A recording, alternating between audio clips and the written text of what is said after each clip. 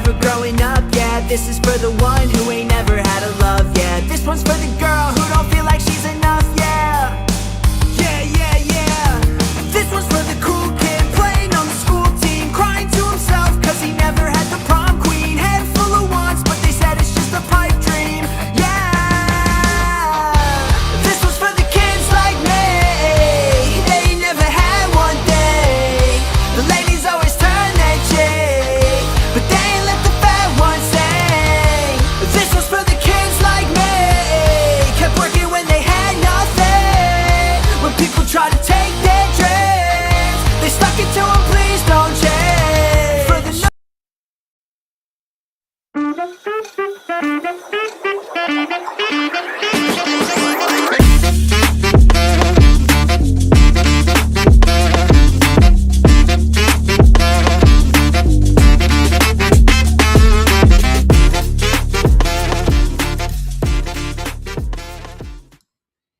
What is going on, everybody? Welcome to the Alex Cuesta Show. How is everybody doing out there on this Thursday, March 19th, 2026? So there is no guest this week. There is a ton of things going on in the world right now, with Nick Shirley doing more exposing in California, the SAVE Act over in Congress, seemingly having a prayer. Obviously, the Iran war, people blaming the Jews for everything, and there is so much we could talk about.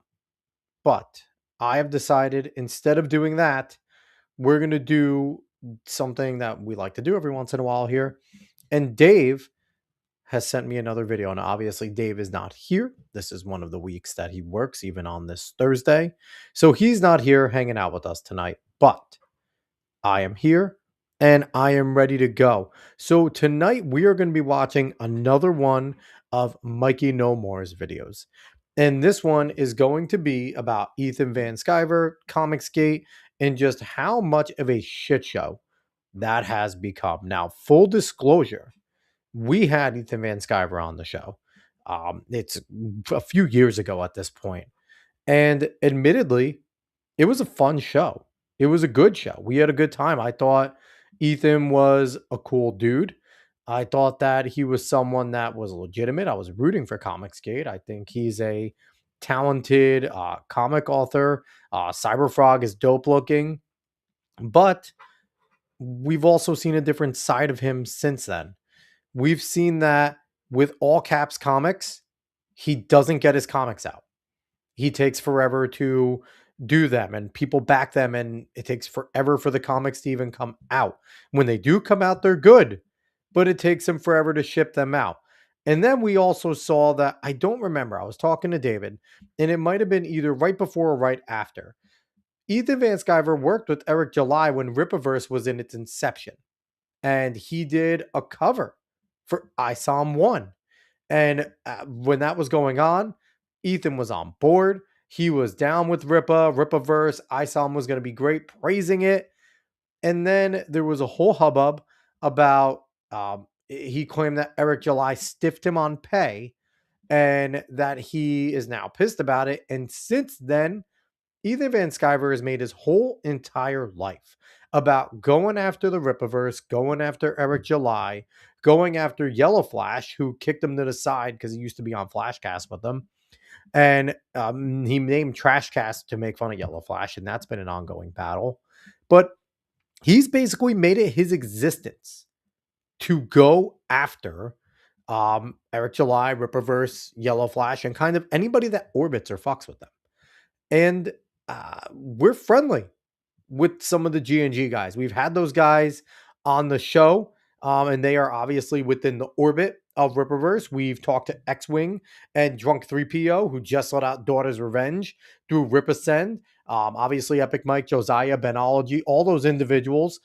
We're friendly with them, and they are friends with Rippa, Eric July. So we've been kind of in the middle. I've stayed silent on a lot of the dumb shit I have seen Ethan saying on X because it just wasn't worth my time. But then David told me that MikeyNohMore made a video and that it's exposing Comicsgate. And you know what I decided? it's time, because I've liked Mikey's exposés before.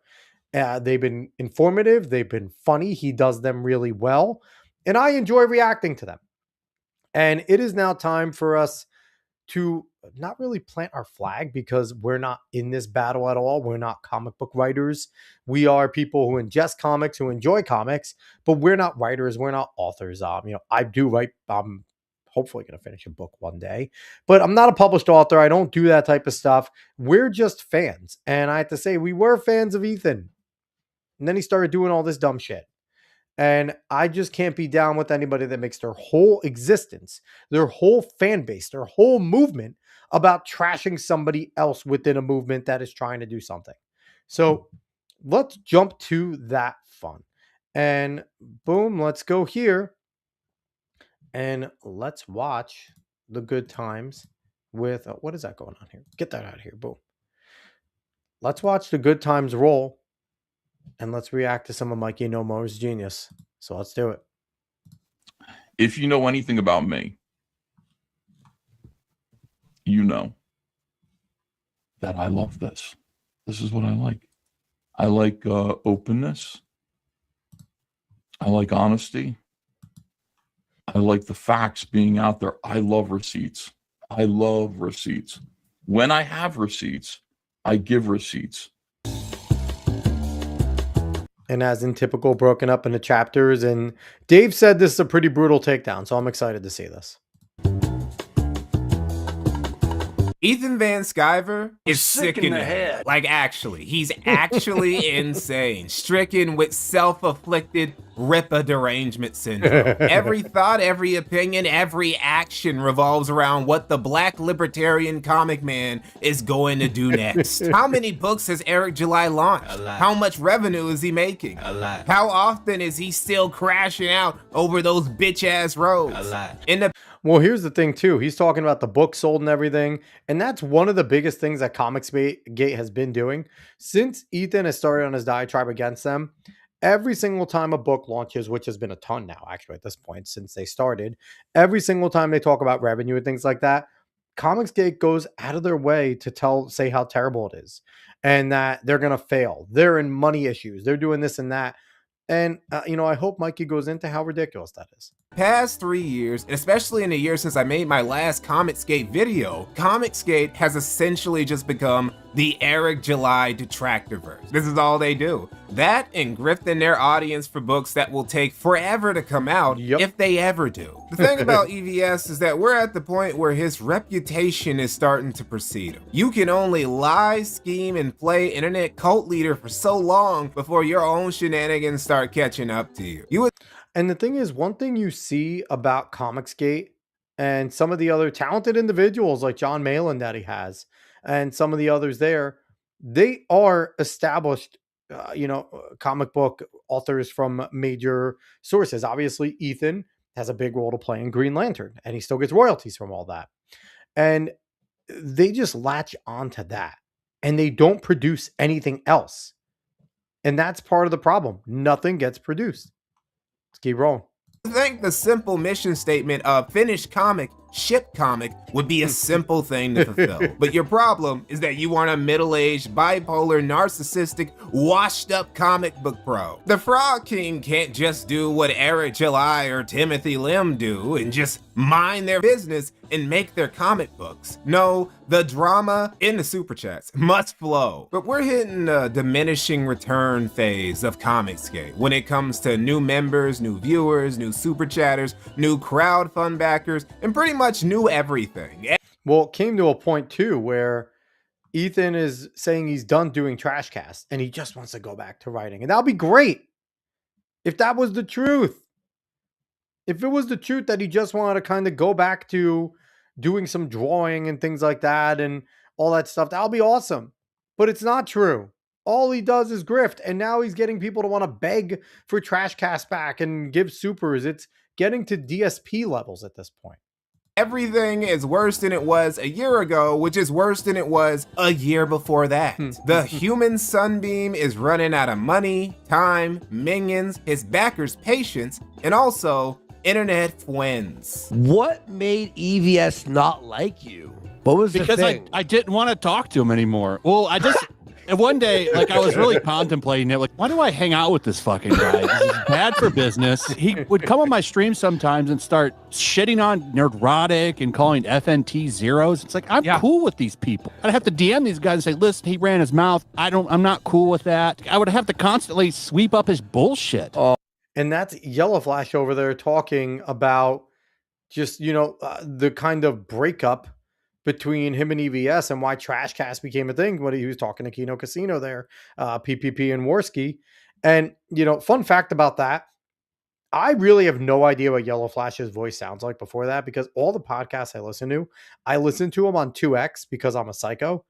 And so I have such a skewed idea of what everyone's voice sounds like that I listen to. Like, it's always interesting. Like when we had Keith Malinak on a few times and Chris Cruz, I'm so used to hearing their voices so fast that it's hard for me to like grasp when I hear them talk, like, oh, they don't talk like Alvin and the Chipmunks. That's not real life. Oh, And I'm tired of it. It's not worth having him around. He's literally bad for business. Even War Campaign doesn't mess with him anymore. On the contrary, War Campaign are some of their former Caesar's biggest ops, constantly poking, prodding, and exposing him for his greasiness. And have no doubt, Uncle A fun fact, that might have not been Yellow Flash. That might have been War Campaign. So that's me not knowing how the hell they sound like. E lives in fear of his old shit. Oh, Jesus, what happened here? Go back. Why did I go to the other thing? What happened? And I'm tired of it. It's not worth having him around. He's literally bad for business. Even War Campaign doesn't mess with him anymore. On the contrary, War Campaign are some of their former Caesar's biggest ops, constantly poking, prodding, and exposing him for his greasiness. And have no doubt, Uncle E lives in fear of his old shit poster legion. If you bring up any member of War Campaign, he'll start to seize up and will hashtag blame War Campaign for just about anything. Somebody said that, like, is it true? What happened at like a convention? Oh God, he's getting notes from retards here. Stop it, Shine. Are you sitting here getting like notes from like war campaigners and stuff right now? I don't know what all this shit is. These weird terms and stuff. Yeah, I know. I'm pretty sure he's turned on Shine Comics as well, which again, he just turns on everyone and anyone. I wouldn't be surprised if, we're nobodies here, but after we do this video, if he doesn't put something out about how I'm a retard and he only went on my show once and my show's small, my show sucks, I wouldn't be surprised about that. Like a retired mafia hitman who has to look over his shoulder for the rest of his life in fear that he'll get whacked. By the way, I have no idea what the fuck War Campaign is because I'm not super involved. I only see the strays that are thrown out there. So I have no idea what the War Campaign is. EVS now lives in a state of constant paranoia of one day being crucified by his former brothers and shitposting. Honestly, just living is a punishment for Ethan these days. Back during his infamous drunk stream where he was toe up from the flow up, tongue in urinals, and flirting with homeless lesbians who let him take a hit of that good in a parking lot. Now, what is up with this? We watched the quartering one where he does dumbass drunken streams and pisses in his fucking basement. And now Ethan over here licking a urinal and doing crack. Like, what level do I have to get to in order to do a drunken stream like this, where I just do some dumb shit and become a lolcow instantly? Like, I don't understand. Like, I'm drinking a beer. I'm drinking a beer while doing this. But I'm not going to go retarded and get wasted and make an ass of myself, even though that could be a fun stream. But still, I don't understand it. He called himself a nobody. Came out to the bar, some people recognized me. I'm nobody. I used to be somebody, but I'm nobody now. Even still, some people recognize me. Now, some of you might say, well, Mikey, Ethan was really intoxicated and maybe a bit emotional that night. You can't take something like that too seriously. Okay, sure. But there's not really a way to excuse all those times he said, while very much sober, that he's living in hell. Look at where we are right now. Look at the corner of the world that we've been shoved into via cancel culture. We're with people who are in similar straits, who used to be or never were, who want to be, but can't. We're with these people now. This is hell. This is what hell is. And I can't even blame him. I love that question too at the bottom. Why? Like, let's go back here real quick. why do you make so many enemies? like, like even the people watching him are like, what the fuck is wrong with you, dude? Why are you pissed? Why is everybody so pissed at you all the time? Be, but can't. You know, we're with these people now. This is hell. This is what hell is. And I can't even blame Uncle E for thinking he's Dante Alighieri wandering through the 9 circles of hell, because being the Frog King of Comicsgate ain't all it was once cracked up to be. At his peak, Ethan was arguably the single most influential guy in the indie crowdfunded comic space. Certainly Brock was. Caesar, bringing in millions with his campaigns, And here's the thing, and that I believe is when we actually were talking to him. We had him on the show when he still wasn't fucking batshit, according to us. That from what we saw, he was just a guy that was kind of fighting cancel culture at the time, that was going against the woke bullshit in Marvel and DC, and Cyberfrog looked dope. So on with all those things considered, we had him on, and like I said, we had a good conversation, and he's just gone fucking haywire, man. his loyal CG lieutenants bringing in 6 figures themselves. Everybody was balling out on Super Chat donos, tons of viewers on their streams, tons of growth in motion going on in Comicsgate. Even the CG slums were somewhat closer to lower middle class than outright poverty. Yeah, all that is over with, nigga. The $1 million campaigns are gone and they ain't coming back. The only project of Ethan's to make over $200K in the past 2 years is the campaign for the Rainbow the Brute action figure. An action figure for a comic that Ethan Van Sciver is still over 4 years late on delivering. And things are getting about as tough. And that's the biggest criticism, and that is what's common. 4 years for a comic. I get it. He wants to do detail. He makes good art. He's a good comic artist, but he's obviously so focused on doing so much other bullshit that he doesn't take time to sit down and do his own stuff. Ethan would be a wealthy, wealthy man if he just stopped having a fucking hate boner for Rippa and for Yellow Flash and just sat down, shut the fuck up, and wrote his comics. But he loves the drama. He obviously loves the goddamn drama. Tough for the rest of the Comicsgate aristocracy, if not even tougher. Campaigns in 2025 just weren't hitting like they were in 2020 or 2021. And the comments of these campaigns are full of backers demanding refunds and calling the CG creators thieves. This is the new status quo for Comicsgate. They can try and push their own continuities on YouTube and Twitter all they want, but no matter how much they try to doomsayer max about the Rippoffverse, at the end of the day, Eric July is putting out more comics each year than all of Comicsgate combined. Literally, the opposite is the case for the Eric July Detractorverse that is modern Comicsgate. And it's funny too, because like I said, every single time that Rippa puts out anything, whether it's through Rippasend or actual Rippoverse stuff, and there's new characters. He has Chuck Dixons, he has the Saskas, which it was funny because Carol Lynn left the Rippoverse. She was basically their hospitality person that took phone calls and helped people with orders and things like that after she got fucked over by limited run games. And she left to go do her own content, and also she had health issues. So she was trying to take care of those things at home, and we wish Carolyn the best. But Comicsgate and Ethan, his heartless fucking self, decided to basically take the time to pounce on it and say that she was leaving, and because Rippoverse is falling, and tried to say the Saska sisters are leaving and they're going nowhere. I've seen them a ton, and it's just all of this fake news bullshit. And then he goes on about being a conservative and Rippa's not, like, get the fuck out of here, Ethan. And no amount of frognosis from Ethan Van Sciver is going to change that very sad reality. But all that ain't the only reason why EVS thinks he's living in hell. On top of losing friends, losing money, losing backers, and losing his mind, his prognosis, his ability to manipulate the minds of those around him, has lost its potency. Part of this has been that EVS has just been giving the game away for too long. Like when he admitted in January of 2025 that he records private conversations and saves them for future gay-opping use. Wow. Let the trash flow. Nah, I can't do it. I have honor. I forgot. I've never told anyone this. I have it on tape. Because I thought he was going to say something perhaps that my lawyer might need to hear. I have that whole conversation. Phone tap Ethan.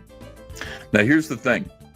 I recorded it for my own benefit, for my own purposes, should legal shit come into it, and I've never intended to share it with anybody. He says he's never gonna use it because he's an honorable man. I don't know about that one. The honorable throat goat, maybe. Look, Ethan, we know that shit ain't going nowhere. You would never ever in life delete dirt willingly. It's gonna go into your frog vault and be ready to be whipped out whenever you feel like you have to defend yourself, put some uppity buster in his place, or I don't know, your bipolar flares up again and you just...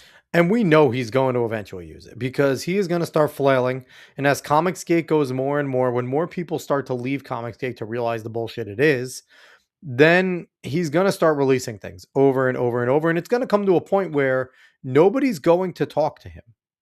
And he's going to be on his own. And he's going to have his minions, his few minions that talk about Comicsgate and the purity of Comicsgate. But it's going to be pathetic, more pathetic than it even is right now, to be quite honest.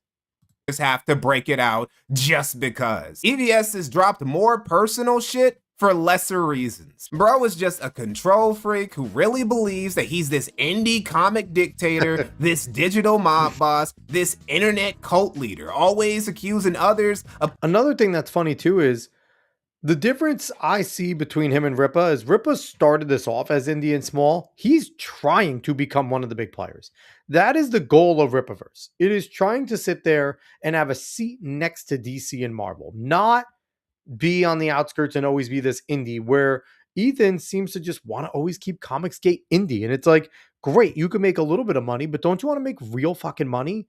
And don't you want to have real impact? Eventually, the Rippoffverse is going to grow to a point where it's going to have legitimate impact. They're going to make real money. They can make animated shows. They can eventually possibly work with their friends at Epicverse and maybe get some live action stuff going on. They have created a network of people that work well. And I've said this before, and I'll say it again.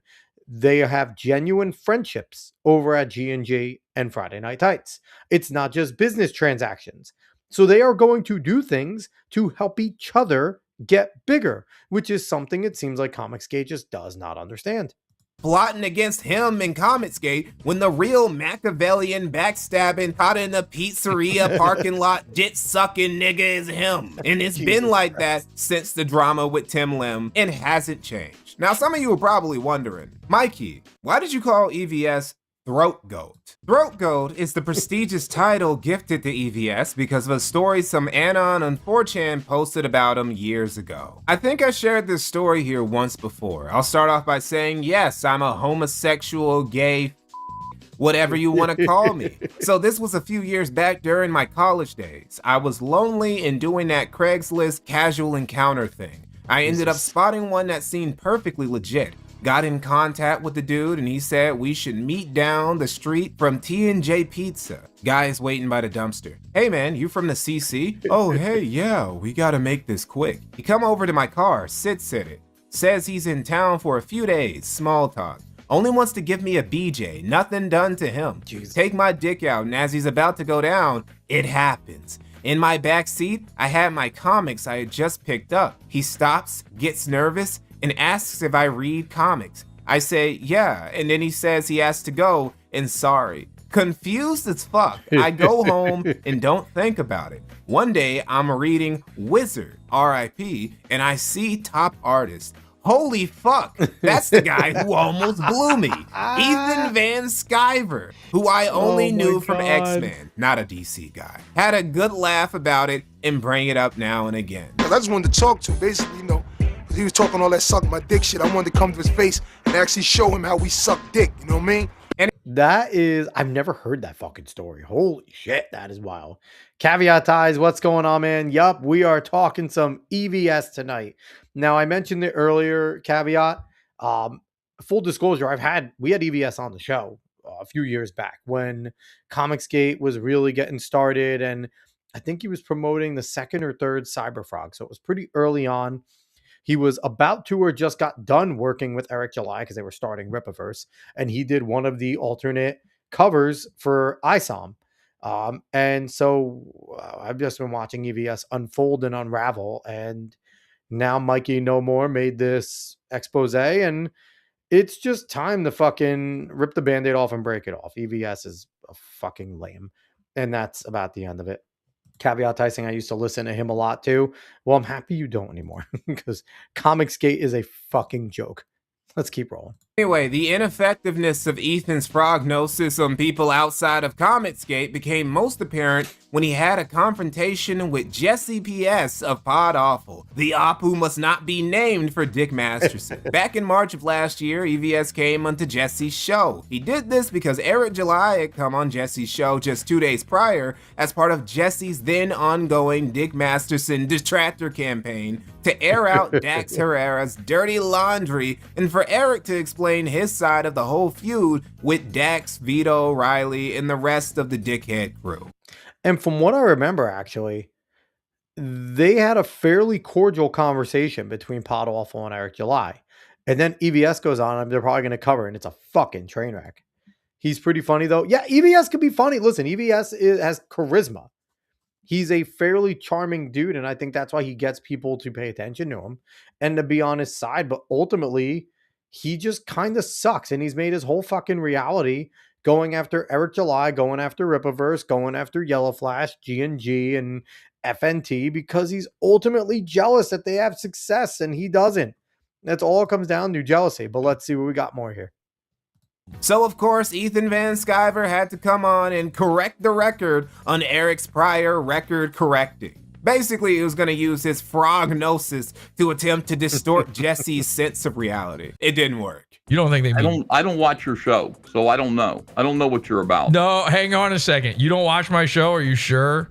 Yes. Because one time I've got a screenshot of you saying you love my show. Do you remember doing that? I might have tuned in once. Oh, I don't watch your show regularly. A guy said in New Orleans Wizard World 2015, this 18-year-old guy, he was volunteering at Wizard World, and he said you were trying to like suck him off or some shit. Oh, come on. That's what it true. says.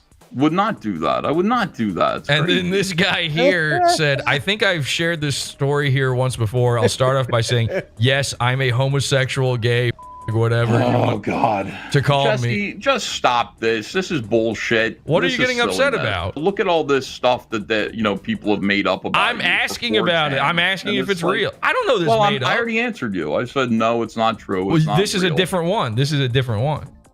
It's you can always tell, like, I get being annoyed about these types of things, but you can always tell when something might have an inkling of truth if you start to really get aggressive about it. That is usually a telltale sign. Caveat I saying, yeah, he's just got to burr up his rear.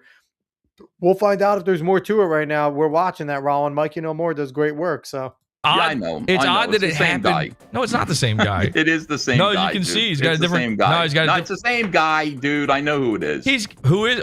You know who it is. My knowledge of you begins and almost ends until now with you appeared on a panel talking about me versus Alex Stein one time. I knew in my heart of hearts that you didn't actually give a shit about Alex Stein, that he's a big name that you want to latch onto. You're like a glad handing. You think so? Well, 100%. Your whole thing is like attaching yourself. Think Alex Stein is a big name that I want to. I don't think you even have to do it with big names. You told me you like my show, and that was a lot. Like just being nice. Yes, you lick ass. That's what I'm saying. You should. You know what you should do on these streams? This is the thing, dude. Do you know what you should do on these streams? My content is so you much don't have better than content. Yours, and I don't have fucking. No, I'm your content.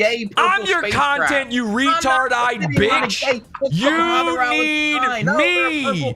You need Eric July. You don't have content. I have plenty of content. No, you've never. I'm very kind to everyone. No, you're not. And in response, no, you're not. This is what I get. Okay, yes, all right. Kind. Okay, you really want to? And I don't either. I you sure you want to go there? Or should we ask? Should we ask Pan? Oh, what do you war campaign? You got war campaign in there? Should we ask? Wow, it's funny too, and this is the difference. Like, I've never watched Pod Awful. I've heard of, people talk about Pod Awful and things like that, or maybe seen it. It really doesn't show up on my feeds or anything, but I'm not really knowledgeable about Pod Awful. But this is amazing because this is what a true podcaster does.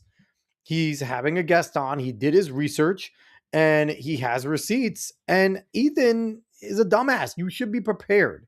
You should be prepared if you're going to go on and you're going to try and go at a guest who had a decent conversation with him a few days ago. You got to expect that he's going to bring up shit. And the response here is just all like dismissive and, oh, what are you doing, man? Like, did he think he was going to get a friendly interview? Like, did he really think he was just going to get like something given to him? I don't understand. Ask him, are you kind to everybody? Are you sure? Very embarrassing showing for the king of Comicsgate. This would be the last time in 2025 that Ethan would attempt to frognatize anybody outside of his usual sphere of influence. And Uncle E is very protective of that sphere. I want this community. I want this this group. I want this corner of the internet to be free from grifting pieces of shit like Yellow Flash and Eric July. I want them out of here. I don't want them in my space. They're in my space right now. They could be somewhere else. Yeah, It's so funny. They're in my space. It's like he's the only person with, I guess, conservative leanings that is allowed to have any sort of opinion about anything.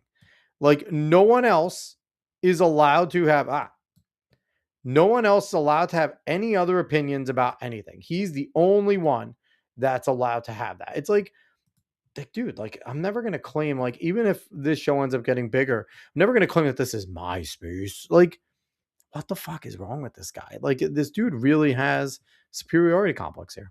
Keep those grifters out of your space. The grifter suites at Comicsgate are already full after all. Now, and keep the grifters out of the space. The grifters that actually do the things they set out to do. The grifters like Eric July, who said he was going to make a comic book company to pump out comics, and that's all he's been doing since then. Or Yellow Flash, who said, hey, I'm going to write my first comic with Golden Patriot. And lo and behold, the fucking comic actually got released. Like, it's absolutely wild to sit there and call them grifters when they're actually doing things. They're actually doing things. They're putting out product. They release normal content. That's not just talking shit about everyone. They talk about pop culture. They talk about politics. They talk about a whole bunch of other stuff. What do? You just talk about them. Like Pod Awful said, your content is everybody else. Which is ironic that I'm doing this stream, and I know that. But we like to do this every once in a while when MikeyNohMore has a good video. Let's keep rolling. Just because he mostly gave up playing mind games with people outside of his usual sphere of influence doesn't mean he wouldn't try any bullshit on people still within it. Chapter 2, you got a friend in me. One example of such happened in early November of last year with Nick Rekieta of all people. The former king of LawTube who ruined his reputation, his YouTube career, his ability. Can we talk about how bad Nick looks? Holy shit. Nick Rekieta does not look good. He was at one point looking healthy. He was on top of the world. He does not look good there. I mean, I don't know how Nick Rekieta is still out and about. Like, I don't know. He went through a bunch of shit. I haven't kept up and followed all of Nick's stuff, but I'm surprised that he's not in jail or something right now. I have no idea what the fuck's going on there. To practice law in his family by getting in a drug-fueled polycule with Erin M. Holt of Steel Toe, Erin's wife, and Rekieta's own wife, that ended with Erin leaving and losing his wife, and the Rekieta's getting their house raided by the cops who busted them for possession of coke, which Rekieta's daughter tested positive for. Disastrous shit that allowed Nick Rekieta to clutch Lolcow of the Year, Cokehead of the Year, Worst Husband of the Year, Worst Dad of the Year, Worst Polycule Partner of the Year, Worst Lawyer of the Year, and Worst Baldo Ambassador of the Year. This is the Baldo. And this number, this is Drexel's, this is unused. But this number you got to do and shove your balls in there. All in 2024. Bruh, that's GOAT shit. That's the lol-cow equivalent of Michael Jackson walking off the stage with 8 Grammys in his hands. And because, obviously, GOATs gotta look out for each other, the throat goat had to run defense for the coke goat and say his kids being forced to live in a dirty drug den and stumbling upon their parents' stash is just gonna help them build character. I remember this, and I'm just like, dude, like, you don't have to defend everybody that's like you. But it's like they do all need to stick together. It's such a bizarre thing that anyone that is basically transforming into lolcowdom is like they just need to see the need to defend each other. It is a bizarre thing that has gone on the internet that eventually needs to get studied, why all these people just feel the need to run protection for each other. Caveat Ty saying, I watched some of EVS, Ricada, and Dick Masterson's chat live during this once. I mean, Dick Masterson, too, just comes in as the fucking ringleader of all this bullshit. And it's pretty wild. I'm going to move myself. I don't know what's going on. I'm just not in a good placement at all here. Let's see. Top left corner. Let's see if that works better. Let's find out. That's weird. I don't like it up there, but we're going to try it here. But let's keep rolling. I grew up having to become self-reliant, having to make plans, having to, cope with life, as it were, being unkind to me, being unfair. So this stuff actually is probably, I know this sounds hard to believe to some of you pussies, this is actually going to be good for the kids, okay, in a way. You know what's funny? It's like, some people like this, it's like you have had legitimate child abuse, generational trauma happen to you. Because that happens to you, it doesn't mean when it happens to somebody else that it's okay. Because obviously, Ethan, you have not come out very fucking good. It seems like things have not gone well. Outside, you had a pretty good career going for yourself that you got launched out of you got jettisoned out of, that you've couched as being, a warrior against the woke. And on top of that, now you're saying that kids that stumbled upon a stash, and they got fucking coke in their system, they're young kids, that's going to be good for them? And this dude's supposed to be a conservative? Getting some coke in your system is good for you as a conservative, apparently. Holy shit.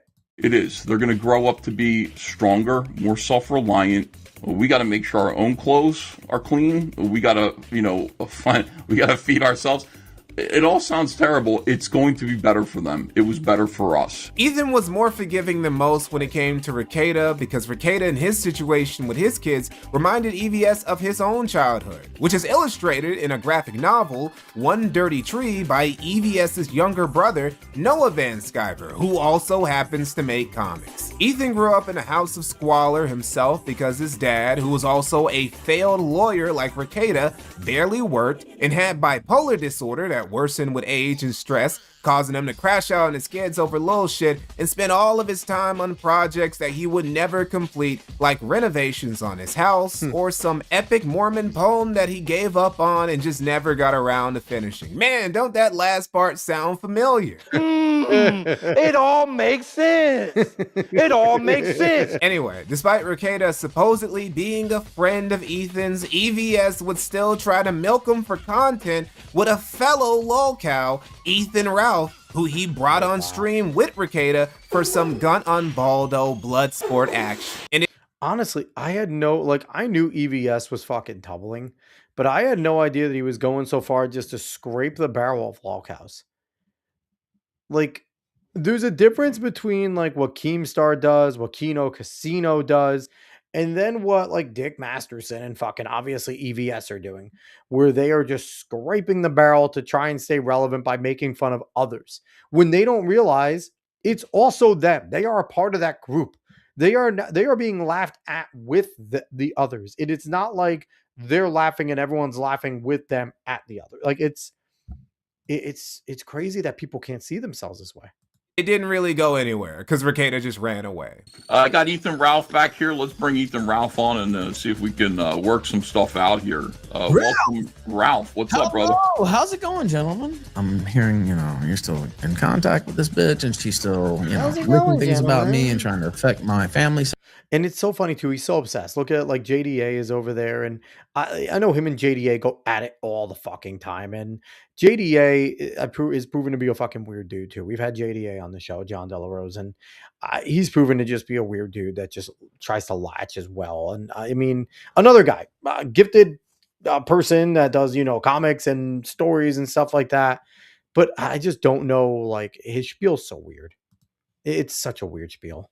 Situation, and I haven't talked to her about your family situation or what she's trying to do, man. So like, again, I don't, I would prefer not to like go head to head with you on any of this, because I don't have anything to go head to head with you on. I got no hostility towards you. Look, dude, I'm gonna peace out. So adios, guys. Later. Oh, there goes Nick. All right. Yeah. Listen, I don't know. You know, I got 3 guys who, you know, I'm friends with, who are fighting right now. Why did Rekieta just run for the hills? Well, despite him obviously being intimidated by the Ralph Male's aura, it's because he had been set up. Now, he tried to say, I noticed when you came in on the video that he claimed that Rackets had brought you up, but it was Ethan that first asked about you. To me, he said Rackets is on here, or he said Rekieta, and he's talking about you. Now, you know, I went back and looked before. He actually wasn't talking shit about me, but Van Sciver made it sound like that, right? Like, how dirty is that, man? How dirty is that? That, like, I mean, to stay relevant, right? Like, that is so insane. Like, you need to sit there and try and set 2 lolcows up against each other to try and make yourself seem relevant. Like, you're trying to bring back blood sports by, you know, just kicking people while they're down. Like, holy shit. I'm learning a lot more about EVS than I thought I knew. And, you know, I just only knew the snippets from what I saw on X. But as always, MikeyNohMore doing good work here. This guy's on here trashing you. Do you want to come on and respond? He was frustrated because he didn't get what he wanted, because I pulled back, because I was like, all right, first off, you fat fuck, you don't deserve any of the money. I would get off this anyway. And second off, it was a setup from the start. Like, this is a calling card of his. I don't enjoy the whole, like, he lied to me. Like, it's like, well, he lied without lying. I mean, Rekieta was talking about me, but the way he made it sound was Rekieta's on here talking shit about you. And I was like, oh, really? A lolcow milking 2 other lolcows for content on their show is what's called a recession indicator. In this specific context, it's also called being a shitty friend. Rekieta and EVS have known each other since the early days of CG. And Rekieta has not only had Ethan's back and swept for him, he even took his and Dick Masterson's side in their feud with Eric July. And EVS's reciprocity? Trying to lure Rekieta into a blood sports match on Trashcast so he can make a quick buck off of him and Ralph. Ethan Van Sciver doesn't have honor. He doesn't have principles. He doesn't have any respect for the fans who back his release every once in a leap year ass comics. He doesn't even have the money to refund them anymore. EVS isn't refunding the books anymore. He says you got to roll with me. Yeah. I can't right now. I just can't refund them. I'd love to. I was refunding everybody up to a point, all refund requests. I can't refund people, because if I do, when the time comes to put out the books, I might not have enough money to do them. I got to make sure I have the money in the bank to be able to produce these books when I'm ready to produce. And this is so wild. Just finish the fucking books. Just finish them. Get off stream. Get off stream. Finish the books. Do the fucking books on stream. Like, do like a members section where you're just doing the books on fucking camera and talking to them. Like, I don't know. Like, the people that back you are going to buy the books even after you fucking sketch it and they see the sketches. They would like to see how the sausage is made. They've been rolling with you this long. Finish the goddamn books and you'll have money. You won't have to refund people. This isn't very hard. None of this is very hard. These products. But what he definitely doesn't have anymore are friends. The closest to that were the guys in War Campaign who EVS legitimately crashed out over after they broke up with him originally. And we're moving on. We're gonna do Drawn and Back Hold. We're Comicsgate, man. We're just, you know, not gonna be on the big channel so much, I guess. Oh, well, that is your choice, because you guys had You guys had my ear. I love Work Campaign. Research it. Whoa. Okay. He Can we said stop that. for a sec? Guys, I need to stop for a second. Ethan, I get you're pissed off right now. Stop what you're doing. Ethan, stop that, please. I get that you are not happy with how the conversation just went on your live stream. Let this one go, please. He doesn't really give a fuck about the people who are still around. John Malin and Shane Davis might be loyal and the two most prominent former pros in CG after EVS. And it's interesting because they are talented guys that just need to leave. Caveat ties. I'm on stream trying to finish a book. I mean, it would be better than what he's doing right now, right? It would be better than what he's doing right now. Because at least as he's drawing and shit like that and starting to like take things out, he can like talk about techniques and things. They do the Comicsgate Kings art stuff where they just draw random shit. Actually, just finish your fucking book. Holy shit. But EVS definitely doesn't see him as his fucking friends. Mafia bosses don't have friends. They have capos. Though to be honest, Malin and Shane aren't even good for that either. No, the EVS and Shane are definitely cancel pigs. 100%. They stream every night and they're like fucking obsessed with another man, like two gays. It's so cringe and weird. When Quartering is calling you a lolcow and Quartering is saying you're obsessed and you're a fucking weirdo, and shout out to Papa Gundam there. But when he's saying that, there's a fucking problem. Then you have an issue. Comicsgate ain't nothing but late books and drama, and casual onlookers really don't know the depth of this shit. In fact, let me give you an example of just how skeevy things can get in Comicsgate by taking you back to 2024 and going over Fingergate. Mandy Summers has a past, but hey, who among us doesn't? I mean, most of us don't have drug arrests or serial exhibitionists who've been showing ass to the whole internet for years. Yes, Mandy was showing cheeks to the web, and unlike Preston Poulter, she wasn't even getting paid. Nah, she was just doing it for the love of the game. Just a hot wife doing hot wife shit. That was her past. But old habits die hard, and Mandy's desire for male attention and love for showing off the goodies to complete strangers online carried over into CG, where she was getting into digital goon sessions with male members. And this included Ethan Van Sciver's colorist for Cyberfrog, Kyle Ritter. Mandy would later use evidence from these goon sessions to blackmail people with. Videos of me, whereas I have R-rated hardcore him, and he is fucking terrified that I'm gonna release him. It's crazy too. Just like you just realize that, and you realize this quick within, especially with what we do here with a lot of interviews. There are some people you could be like you can get friendly with, right? Like some people that are cool. You guys have a similar like vibe and stuff like that, and you know, there's people that have my number, I'll text occasionally and things, and we're friendly, right? I would never call us friends, but we're friendly and they seem cool. But it's like you kind of keep everyone at arm's length, right? Unless we were like willing to come on again, or we were willing to work together with something. Okay, then we have a working relationship. And maybe at some point you can become friends. But it's like you really need to be at arm's length because you're not fucking friends. Like these people aren't friends with you. That's the big thing with streaming. Most of these people are not friends with you. They are trying to push what they're pushing to come onto your show to do your interview. And if you go onto their show, you're also trying to not necessarily become friends, but to sit there and show your personality, show what you bring. So maybe you can have a few fans come over to you. That's all it is. It's symbiotic. You know, like I said, there's a few people that I'm cool with. There's a few people that like, you know, like I can message and we message back. Like we're friendly. Again, I wouldn't call us friends, or people that I would definitely want to hang out in person with, right? Like I openly say like Melee, James, and Kay, they seem fucking awesome. You know, whenever I DM any of the Melee Games people, we DM back and we're cool. You know, Brett and Olivia Dasovic, they're really cool people and stuff like that. So there are some people that you just kind of vibe with, but for the most part, you can't sit there and trust any of these people, and especially someone who had a hoe past. You don't do that. Let's keep rolling.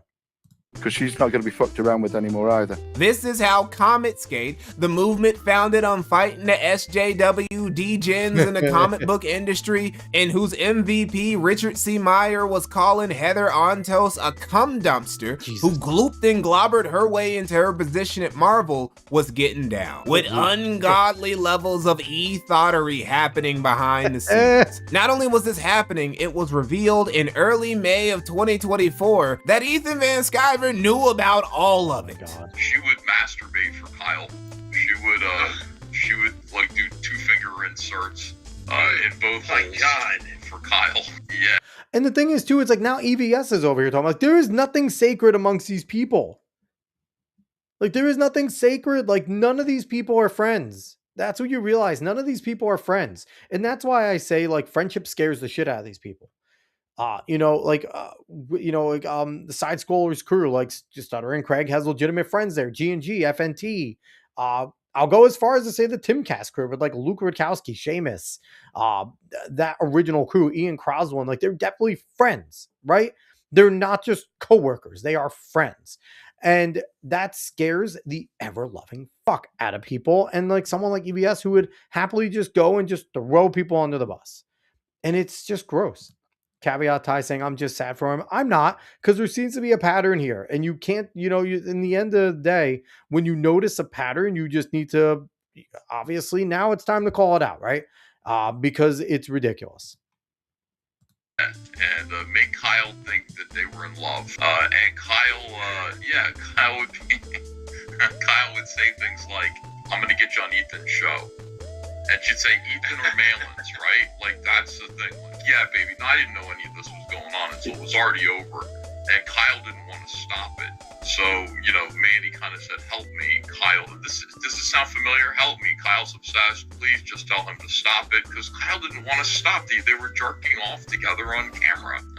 And, like, that's fucking weird, by the way. Number one, like, it's the new version of, I guess, like, cyber sex and... the telephone sex, and that's basically they were cybering via video. Like, that's just fucking weird. No, that's just weird to do. But it's like this poor guy, Kyle. I don't know who Kyle is. His comic books, coloring guy, whatever, like for Cyberfrog. Like, poor dude just getting dragged. Like, why the fuck would he want to stay in Comicsgate? Just getting dragged, all of his dirty laundry coming out. Kyle's sad and lonely, and so is Dale. That's what's going on with Dale and Mandy. So that's what she's doing. She's sticking fingers in her asshole and her pussy on camera for Dale Keown. Most likely.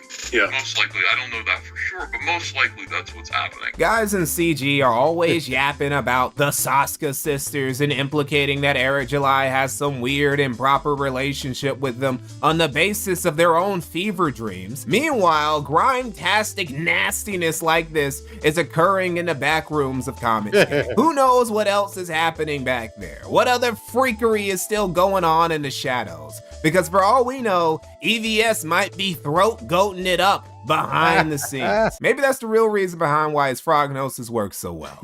Oh my God. It's your boy Zach. Is 4 things. It's your boy Zach. Is a retard. It's your boy Zach. Is a It's your boy Zach. Is a liar. And it's your boy Zach. Is a BDSM porn star. Come,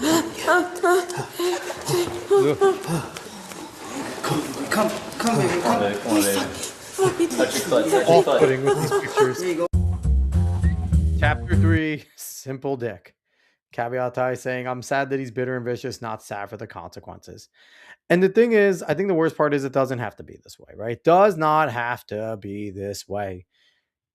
Mind your fucking business, keep your mouth shut, finish your comics, talk about your comics. You can be critical of other people's comics. Like, if you have legitimate criticisms of other comics, that's fine. You can have criticisms. That is there. But to make trying to take down somebody else, your whole personality, like, that's not conservative. That is SJW bullshit yourself, Ethan. You have become a leftist. Everything you hate. Let's keep rolling. It's been a while since we've checked in on your boy, on Comicsgate's boy. and he's not doing alright, which is about how he was doing when we left him over a year ago. So Richard C. Meyer has continued his crusade. Also, I have no idea who the fuck Richard C. Meyer is. That's how entrenched I am with Comicsgate outside of just seeing Ethan go fucking crazy every once in a while. Against the birthday party clowns, those annoying, culture warring, nerdy losers obsessed with calling out every— all guys that I happen to like. Gary Nerdrotic, Critical Drinker, Jeremy and Mauler. Like the EFAPs with Mauler are just fucking insane. He's a madman for the EFAPs that he does, and the people that go on there, and you know, it's like such a marathon. People just have to pop in and off with the EFAPs, but they're fantastic. They are fantastic. Everything woke in media they aren't even the target audiences of. Now, a lot of you familiar with your boy Zat's content over the years would go, but Mikey, isn't that the exact type of content Richard spent the better part of a decade making himself? Why yes, for years, calling out the abundance of far-left politics, rainbow tribesmen, and women built like Ivan Drago was the go-to bread and butter content format for Richard C. Meyer. All that complicated stuff he just brushes aside. They call him Simple Dick for a reason, after all. They being me for the first time in this video. Simple Dick lacks self-awareness. That diet of glue, crayons, and wood chippings that the military provides Marines has gradually corroded that part of his brain. This is why most of what he says is just off-topic tangents and seething. They call him Richard the Rambler for a reason, after all. They again just being me for the first time in this video. Richard C. Meyer is a man of many words, mostly because he has ADHD and can't stop yapping about miscellaneous bullshit in his videos, even though most of them are only 10 to 15 minutes long. Just quartering Maxim with how he stretches out the length of these bitches. Almost every video from your boy could be cut down by about 60 to 80% and nothing of value would be lost. And Simple Dick agrees, which is why he pruned his 4,000 plus video channel down to just the 100 most viewed ones back in June of 2025. He did this because his old ass is trying to chase the TikTok Zoomer crowd. By doing this though, he inadvertently revealed that the golden age of his channel was in fact one of the most birthday party clown friendly channels in comic YouTuber history. He was an OG really, a pioneer. If he had started just a bit earlier and started talking about Gamergate instead, he would have had his head chiseled next to anti-SJW legends of that era. He's also the OG who started the whole use your YouTube audience to kickstart your comic book career strategy. You know, it is, I have no idea who the fuck this guy is, and I probably should. So I'm getting educated right now. Thank you, Mikey. The entire appeal of Rippoffverse is telling depressed middle-aged Republicans that they are winning by ordering awful comics because that might bother Heather Antos. Okay, first of all, Zach, that was your fucking business model. Holy shit. I have been here since the beginning. I am one of the first four, including Richard, members of what would become Comicsgate. He fucking said in the beginning he's going to build a goddamn audience so he could sell his fucking books. That was his goddamn everybody who followed, I swear to God, is following the freaking Richard C. Meyer business fucking plan. And to be quite honest, there's nothing wrong with that, right? There's nothing wrong with that. There's nothing wrong with building an audience based on comics and things like that and something you're knowledgeable on, and being a talented author and a talented writer and things like that, being able to produce good comics, building that audience, and then turning around and asking that audience, hey, you like my content, you like my opinions, here's my work, I would like for you to support it. And then they could choose whether or not they want to pony money out of their wallet to support you. And ultimately, if your product's any good, any future things you do, I don't see anything wrong with that. I don't see anything wrong when Richard does it. I don't see anything wrong when Eric July does it. I wouldn't see anything wrong if Ethan actually fucking did it and produced any comics. There is nothing wrong with that. If your audience fucks with you, they're going to support you. And then if your stuff is any sort of good, they'll continue to support you. That's just how things work. That's how all this works, how capitalism works.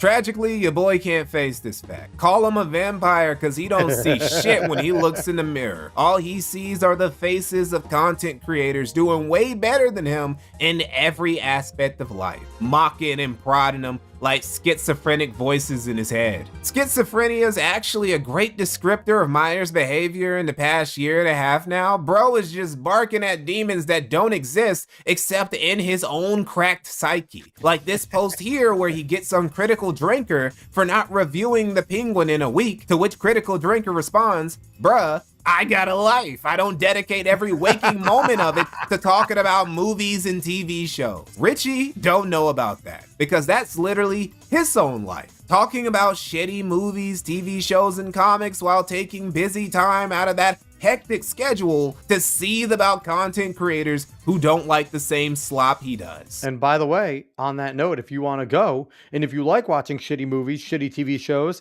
and you want to talk about them and give them reviews, go to criticalist.com.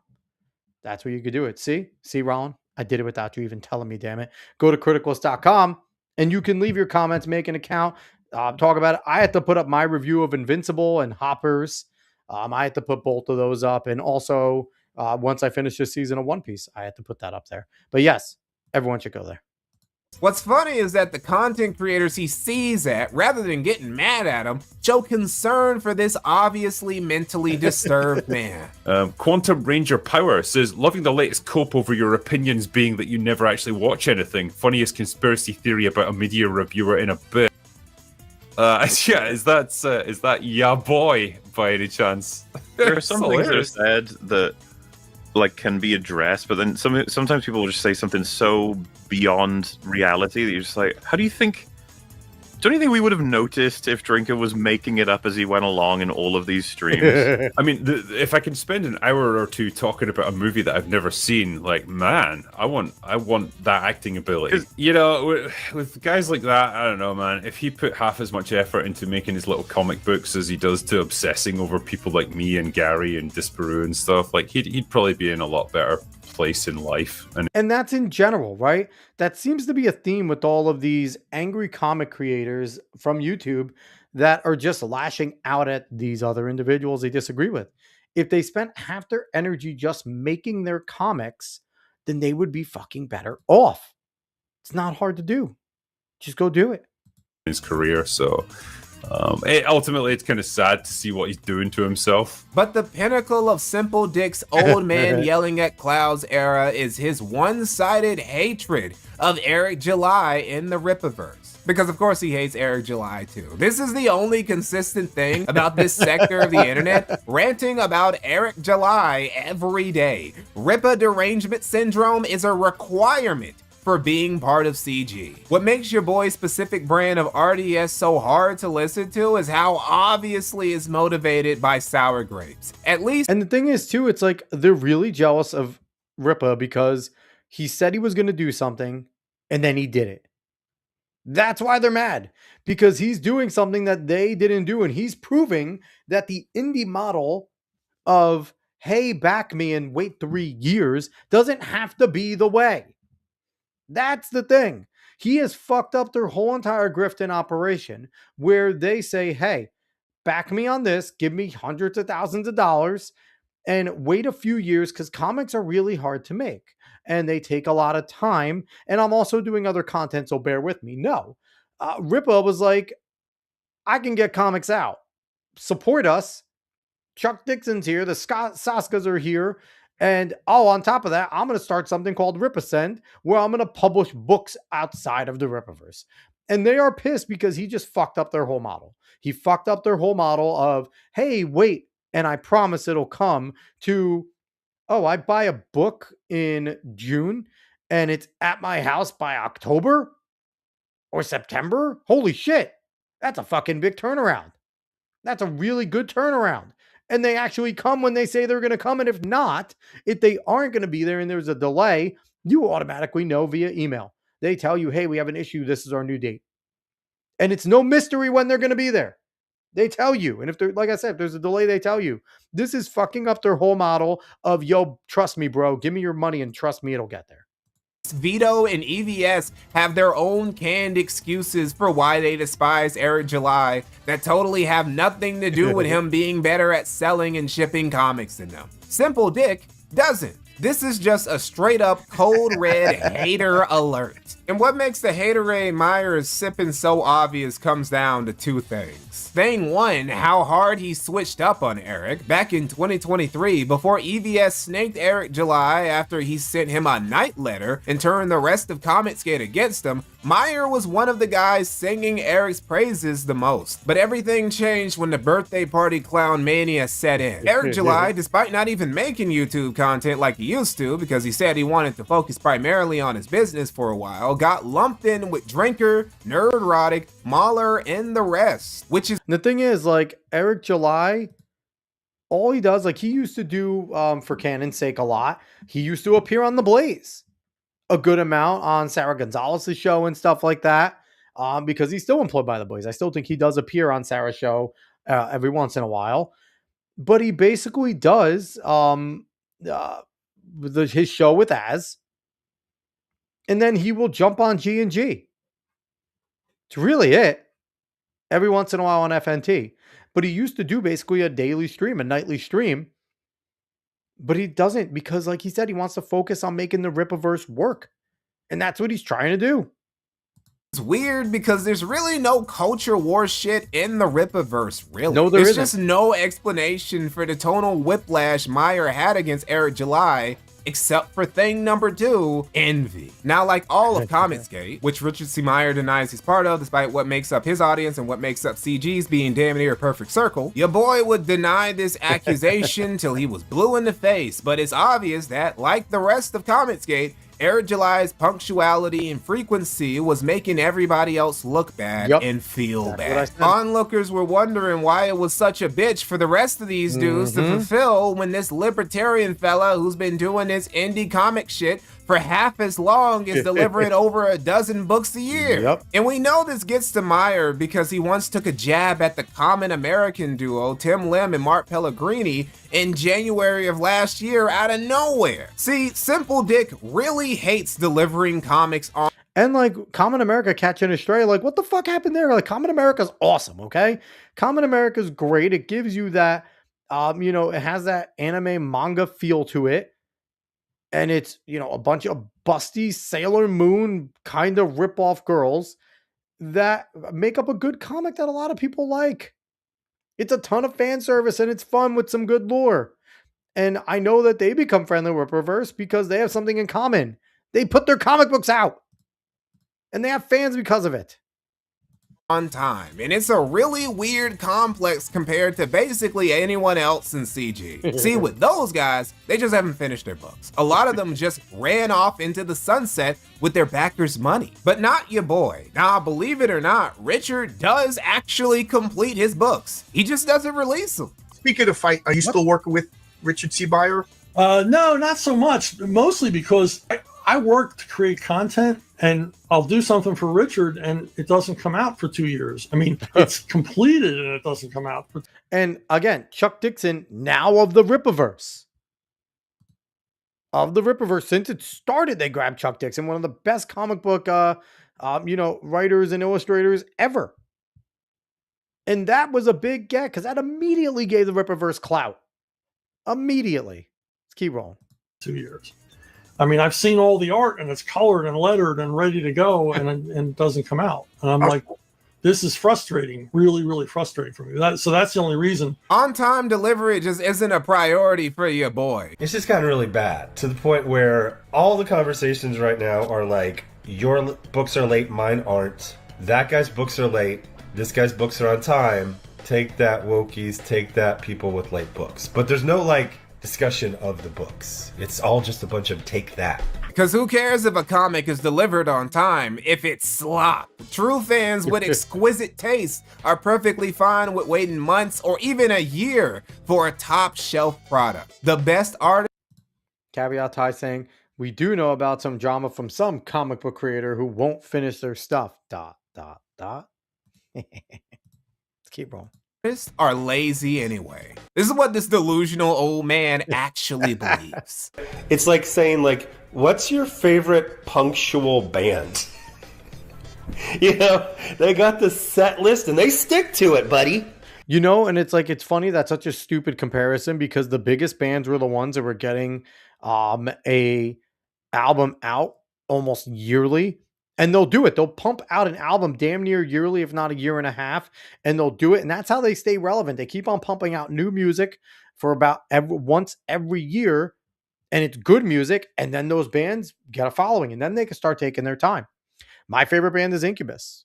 They're not as good as they used to be, but for a little while there, they were pumping out an album every 1 to 2 years or so for a streak, up from Make Yourself, Morning View, A Crow Left to the Murder, Like Grenades. Like, they were all just boom, boom, boom, 1 to 2 years. And then they got a real following. They became one of the biggest bands in the world. And now they've released albums slowly. And like I said, they've been some diminishing to me. I don't think they've been as good, but still, they've earned that right to take their fucking time. You have to release things.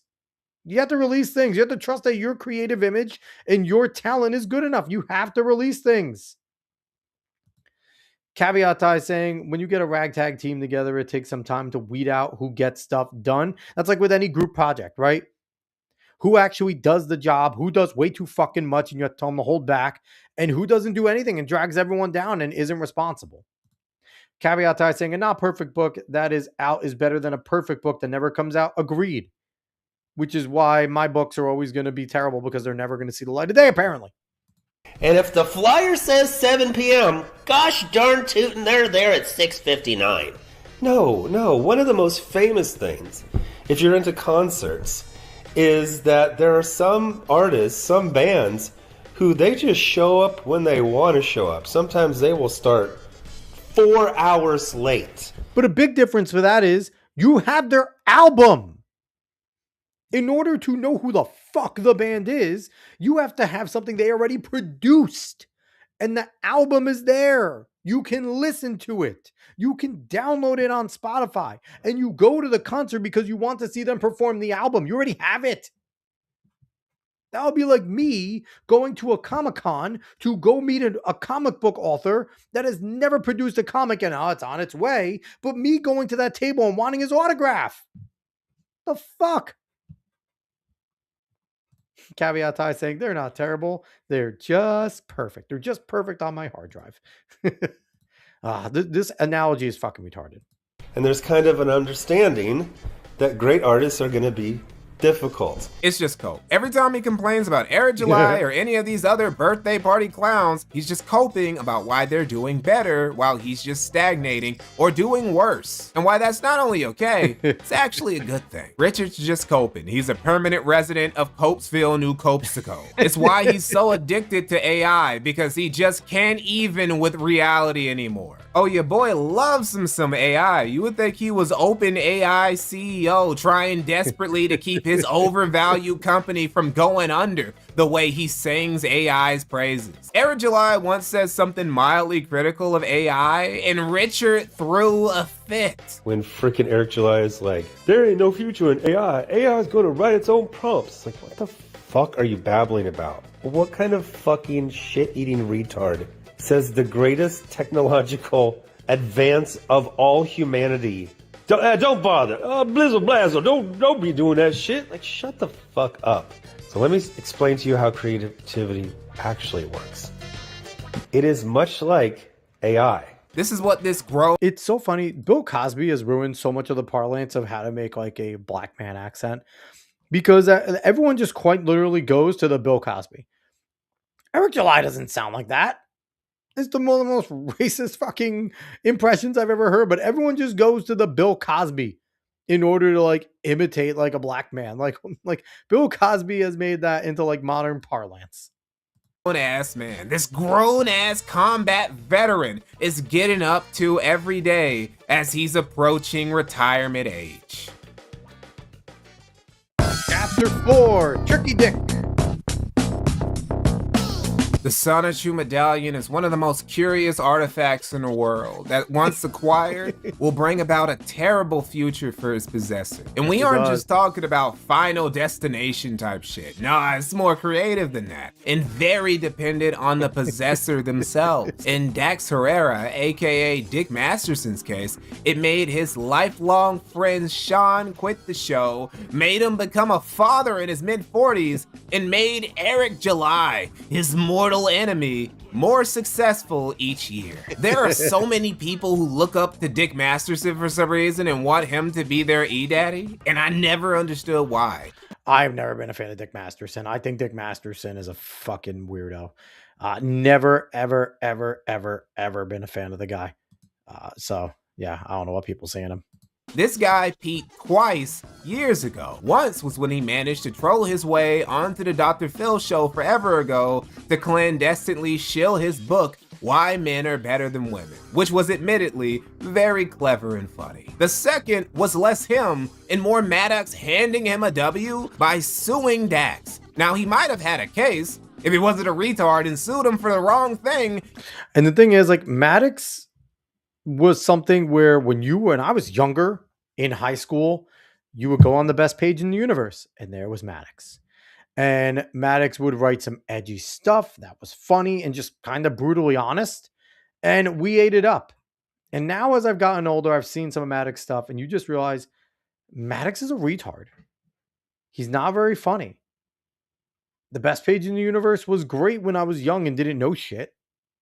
Now, Maddox is just a retard. That's all there is to that. And it's unfortunate that he has gone into that.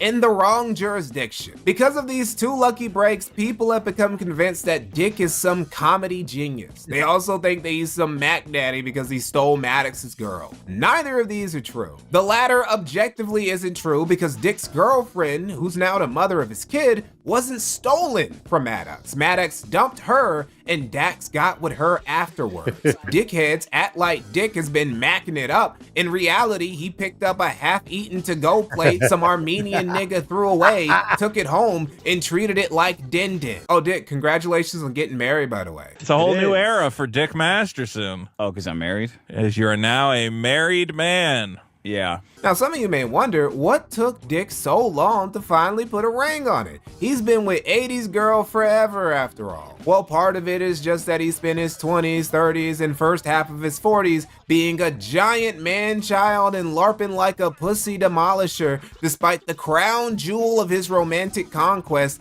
being a hand-me-down from an Armenian. Two is jealousy. Cause Dick wasn't even the second guy to ride that ride when it came to 80s girl. Out of them, the most prominent, aside from Maddox, was Greg Sestero. Yes, that Greg Sestero from The Room. And allegedly, this I had no idea who the fuck that is either, but I mean, I've never actually watched The Room, which I knew was so comically bad, but I should probably watch it at some point.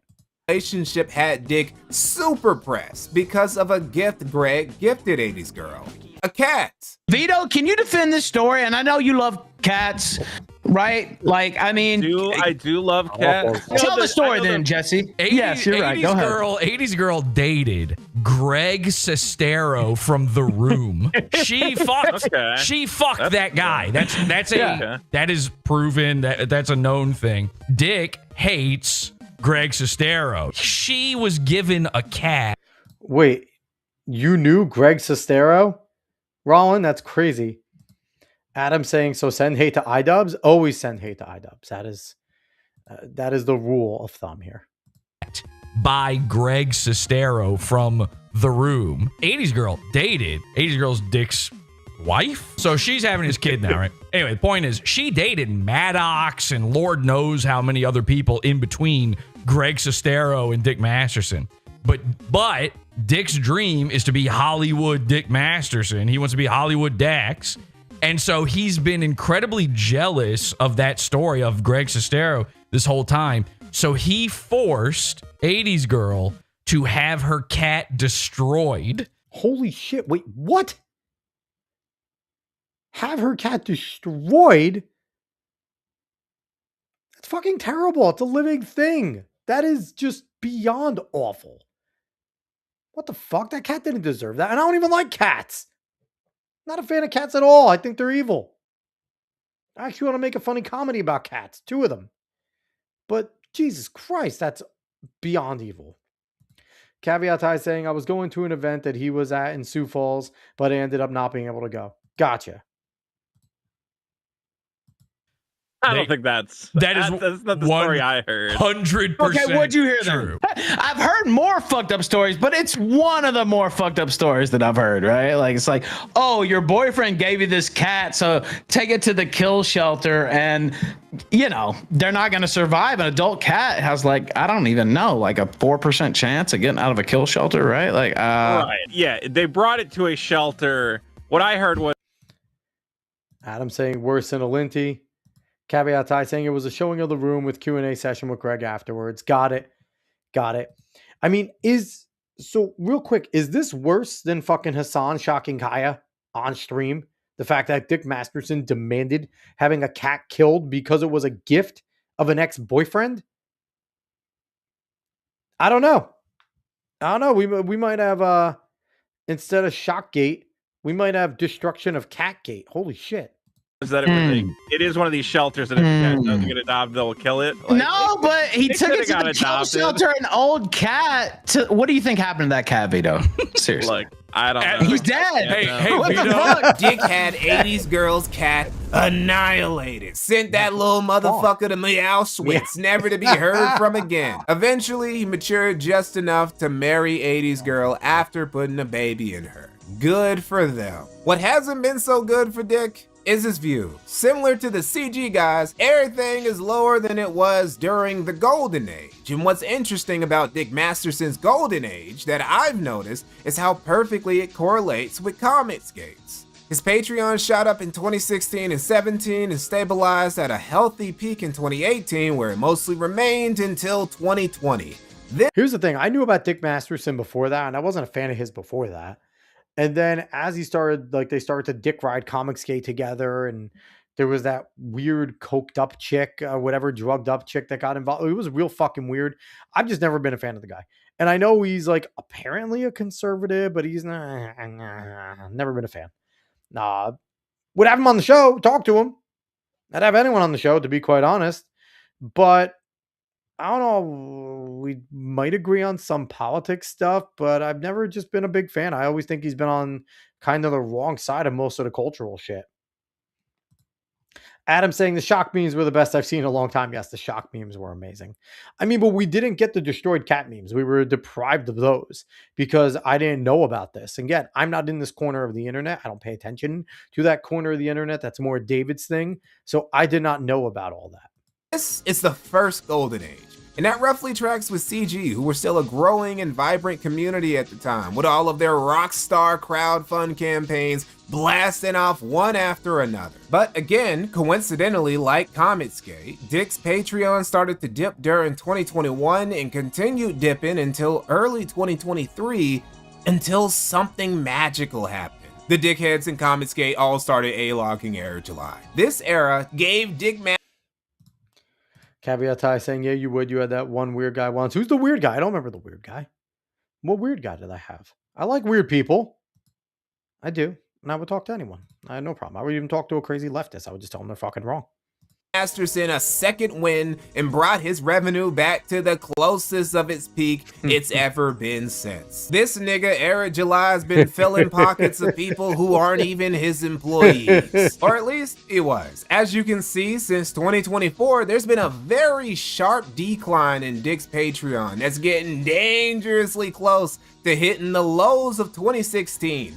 And here's the thing. There's the correlation of this group of people, every time Rippoffverse or Rippersend put something out, they go, oh, it's the end. Look at how bad these numbers are. And every time those numbers ended up being bullshit, and every time they end up, Rippersend and Rippoffverse has success, more and more people just start going, yeah, these people are fucking grifters and liars. I might not like Eric July. I might not be a fan of the Rippoffverse or Rippersend. It is what it is. But I'm not gonna give a shit about them anymore either. Adam saying, I haven't paid attention to non-political internet drama since Ethan Klein and Keemstar. Yeah, David likes to pay attention. He watches Kino Casino all the time. So he keeps me up on this stuff because the casino is awesome. Caveat Ty saying, that weird author guy, can't remember his name. Oh, that guy. Yeah, he's a bizarre human. He tends to hang around with some fucking Scrubs podcast a lot. And I mean, he leaves comments, so he's cool for that. But I mean, that podcast that he likes to hang around is absolutely terrible. I have no idea what made him even start watching it. It had some weird guy that has some weird app about movies, and then he just never left after that guy was here. Literally the year he started his Patreon. So what's the biggest problem for the biggest problem in the universe? There are two. One is Eric July. Now, Eric hasn't gone to fight fire with fire route with Dax. What he did do was put out a half-hour receipt-rich expose in March of 2025 that proved in greater detail what I already proved in my Comic Skate documentary, which is that Dick, Vito, Riley, Mint Salad, and the rest of the dickhead sphere were lying about pretty much everything or simply misunderstanding shit because they're retarded. If you want to see all of Dick and Friends conspiracies debunked by a different black guy on the internet, consider giving Eric's video a watch. But the thing Eric did to flame Masterson the most was a lengthy tweet from March 9th in 2025 that he made in response to some dumb bullshit Dick tried to use to own young Ripper with. I'll give you my attention this one time. I know this will be the highlight of the last 5 years and you'll create a lot of content out of it. Your entire narrative hinges on controlling the conversation while I focus on actually running my business. You don't really have anything else to do, and that works in your benefit. That's why you keep lying to people, desperately trying to stay in control of narratives. 0 emails or contacts were ignored. The screenshot you're showing, which I've never seen before, doesn't even support your own claim that I stopped responding. If they planned to send me something or drafted it, does not mean that I actually received it. You retard. I was never served. And here's the thing too, and here's also the problem. Eric July is smarter than all of these individuals. That's the thing. He is smarter than all of Comicsgate. He is smarter than all of, Dick Masterson and their crew, because people forget Eric July built a fucking massive audience on YouTube just talking about politics and comics and gaming and movies. And he also has a band that has some success with Backwards, which I like. I think they're a great metal band. And now he's being successful in his comics foray with Ripascend and Rippoverse. That's the biggest problem. Adam saying, I love the ego on these people. They're the equivalent of the emo kid on the ledge with his arms crossed. Basically, like, man, this is what I'm supposed to do. I'm so sad. Man, I'm seen. You're not seen. I'm seen. Let's keep reading. Eric taking down these dumbasses. Attached is an email I received before the trial, completely blowing a hole in your argument. No trial ever took place that required us to appear. I've never failed to appear. There was no case that I lost. You've lied about the entire thing. Your comedic career peaked in a Pizza Hut commercial that didn't even air. Not a single reputable film, show, or stand-up special to your name. At best, you're just a gay podcaster. You built your entire brand. Yes, Eric was on Slightly Offensive and you are here many times. Yeah. But you got to remember, though, also, Eric is a member of the Blaze. And so Slightly Offensive was taken into that fold with Elijah Schaefer and You Are Here is created. So Eric was doing his due diligence and going to sit down with those people. And piggybacking off a man you once idolized like a father, Maddox. When that dried up, you latched on to me. Now you hover, obsess, lie. And while you allegedly enjoy getting pegged in a cow costume and blowing dudes at festivals, you'll need to find another bull for your affairs. I'm not interested. I never read this one. You got your homosexual ego bruised. One video of me, not even mentioning you, covering your nonsensical review has sent you into a 2-year meltdown where you've wasted thousands of hours crying about me. You can dish out critiques, but fall apart when yours get dismissed. You being unimportant irritates you. What really makes you a hoe is how you operate through others, using your pet retard to do your dirty work. You're not some enemy of mine. You're just a low-effort content farmer desperate to leech off someone with no interest in engaging in this clown show. That's why you run from people like @PodAwful, who actually has the time to clap back. You need another Maddox to stay relevant because nobody actually cares about you. You can't carry anything by yourself. You're a 40-plus-year-old, unaccomplished, unfunny shot jock who gossips like a schoolgirl for engagement. You hide behind a comedian tag to excuse your lies and retardation. You lied about the pull-up narrative, claiming I aimed that at you, yet still sent your pet retard. You lied about your pet retard's case. You lied about our charity involvement, even going so far as to tag the IRS and contact the charity like a Karen, injecting yourself into something that had nothing to do with you, where there was no malpractice, all for content because you're boring as shit. And yet, we're still here, still building. That pisses you off. Our success is living proof of just how irrelevant and uninfluential you are. I have never seen this, and this has been something that Eric hasn't done generally since starting the Rippoffverse. He was someone that would clap back and didn't have fucking fear of anything like that. But he has quite literally been focusing. So this is like kind of a throwback for when Eric used to go at people more on the internet and on his videos and stuff like that. So this is very entertaining. You're a reckless, drughead, low impulse control degenerate, surrounded by people who reflect the same traits constantly, running from responsibility, stability, decency, and anything resembling a meaningful legacy. And I'll give you that much. In that regard, you're more of a nigga than I could ever be. This is the only time I'm addressing you. You need me, not the other way around. Holy shit. And that was basically it. There was never really a rivalry between Dick and Eric, no matter how much Dick tried to frame it that way. This post was, from Eric and a lot of the Rippoffverse fans' perspective, the moment that laid this one-sided beef to rest. Dax Herrera is a fraud, a charlatan, is currently losing viewers and money and hair every other month. And he also dresses up as a cow named Juju who lets women peg him in the ass. Who's Vito? What is up with all of these fucking people being down the down low? Why are they all on the down low? Why is that a thing? Why is it top to bottom? And this is not just EVS. This is not just Dick Masterson. This is the whole fucking conservative space.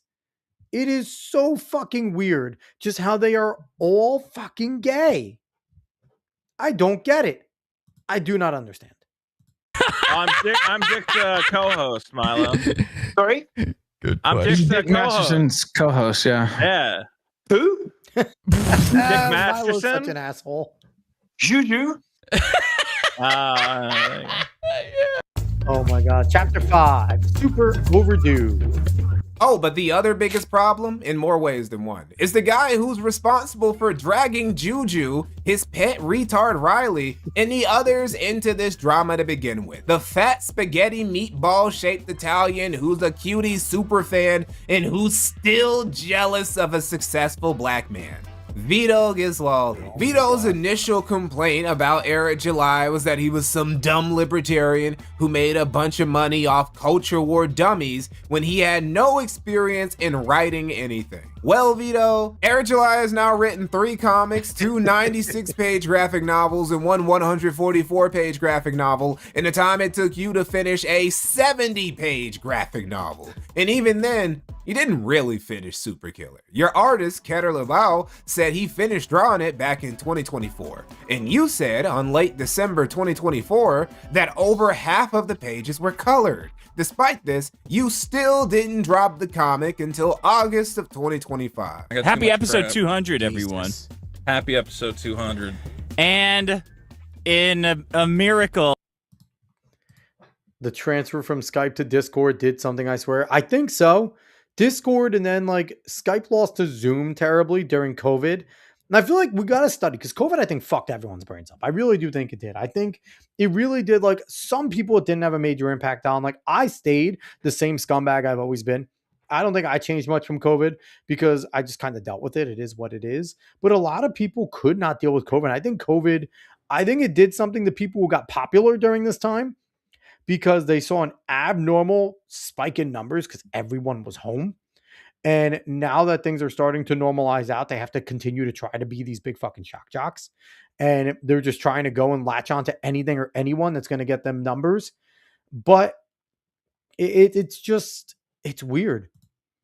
Adam saying Skype died before COVID, to be honest. It did. And it was only used by like I think ESPN used Skype a whole bunch. Well, the thing is, my problem with Skype is Skype sucked. Like, if we're being honest, it died in like 2017, 2018. Yes, Skype sucked. Skype was laggy. It was the original. And it gets credit for that, for like breaking the barrier on video calls because it was first. I use Skype a ton. But Skype sucked. It really did. Because Zoom came in and Zoom did everything Skype fucked up. Zoom was smooth. Zoom worked much better. And it kind of set the groundwork. And even to this day, Zoom works fantastic. Now, I used to use Zoom for podcasting. I used to record all my episodes on Zoom, go back, cut them up, edit it, and things like that. But, now Restream and StreamYards and these other things have come in, and you could just even like podcast to another place and do things live and stuff like this. So it made a completely and totally different environment, but Skype blew, man. Skype wasn't fun. Caveat I saying needed a rainy day plan. And Adam saying, but it had character, damn it. Yes, it did. Can't blame it for that. A very big announcement. Super Killer is now live as a special episode 200 bonus. And the version of the comic you released still had no color, not even half color. God. The colored version of Super Killer just doesn't exist, even though, according to your own words, 70% of the comic was already colored. Could your colorist Valentina Pinto really not finish coloring the rest of the comic in 8 more months, Vito? Or did you run out of money to pay your colorist so she never finished because you never gave her the money to? And here's the thing. You had the campaign, whatever, fine. But you guys also made a fuck ton of money for a long time, like Mikey showed over there. So where did it go if you wanted to do all this? Like, these people are retarded. If you're going to do something like this big and you're going to pay people, you got to set aside the money to pay them. Considering that you reopened the Super Killer campaign just a few days after finally dropping it while it was unfinished, I think we all know the answer. Vito truly is Comicsgate royalty, because just like the lot of them, he can't manage a project for shit. Now, some of you might go, well, Mikey, you have to at least give Vito credit for finally releasing a comic and delivering it to his backers. No, the fuck I don't, because Vito still hasn't delivered the book to his backers. You can read the unfinished digital version if you backed it, or a cool ass nigga on Kiwi Farms with a huge penis just gave you the PDF. But the guys who paid for a physical print book, yeah, they still haven't gotten those. Frank, I'm not familiar. Yeah, Super. Oh, you're not familiar with Super Killer? No. Probably because it's 3 years late. Huh? Super Killer. I want to say like 2.5, 3 years ago was the first indie comic I ever pledged to, like backed on Indiegogo. Nice. My good friend Vito made it. Yeah. I pledged to 2 other comics since then. Mm-hmm. I now own physical copies of those other 2. I still don't have the first comic. That is, honestly, it should really be, that's malpractice, right? Like, there should be an automatic refund clause in Indiegogo. There should be a time limit for all of these things that are set, right? There should be a time limit. Once an Indiegogo or a Kickstarter campaign ends, there should be a time limit. And if enough people say we haven't gotten it, then there should be an automatic refund. I don't give a fuck if it makes a creator go bankrupt. Because there is just something to be said that I'm putting in my hard-earned money to back you and to pay for this, and then you can't even fucking deliver the book. That is just absurd. Adam saying it's on Pam Bondi's desk. Just wait for her to release it. Here's the thing. Did Vito try to blame the Jews? That seems to be popular. That's what he should be doing. Just being like, listen, I'm trying to get it done. The Jews keep blocking me from doing it. If it wasn't for those pesky Jews, BB called and said, I'm not allowed to release it. We need to keep that money and keep that paper to make bombs. He should just blame the Jews. It works. That seems to be the popular thing to do now. But Vito's working really hard on the comic. To get the first one. Yeah, I still don't have Super Killer. My other friends who make comics, I got them on time. Can you believe it? Gotcha. Yeah, it's going to come out, though. Yeah. Any one of these days. Also, Mint Salad, the human urinal for Dick Masterson's producer and pet retard Riley, got pissed off because Vito was talking shit about her on The Biggest Problem in the Universe back in late December of 2024. And mind you, Mint Salad is legitimately retarded. Like, she is legitimately retarded. People need to know that. Stop asking me for my comics. Stop asking me to release my comics. It doesn't matter. Blame the juice. Jay, blame the Jews. Gotta blame the Jews. The Jews. So she posted a rough draft of Super Killer for everyone to read. So technically, a digital-only unfinished version of Super Killer has been available to even non-backers since 2024. If you're a backer of Super Killer, Vito is still over 2 years late on delivering a colored print version of his comic to you. Here's the thing. I want to give advice to all these people. Be like me, okay? Be like me. Talk about writing a book and just don't release it. Don't try and get backers. Don't try and do it. Just talk about the book. Say that you've written it or you're in the process or you're going to continue it one day. But don't ask people for your money unless you plan on actually putting it out. Do that. That's a much better way of living your life. It's less mean, less douchey. Adam saying, Das Juden. Yeah, blame them. It's their fault.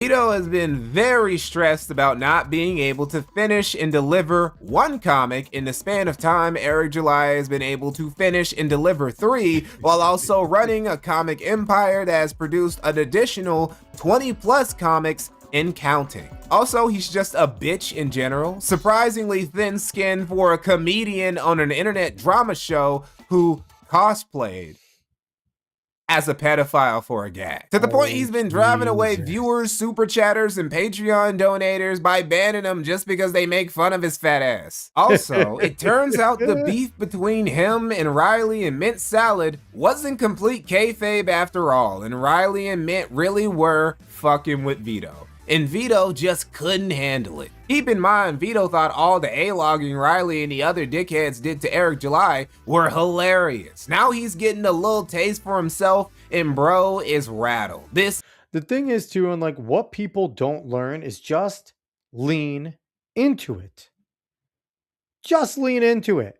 If you fight it, if you ban people and things like that, it's going to they're going to do it more. Trolls love to troll, right?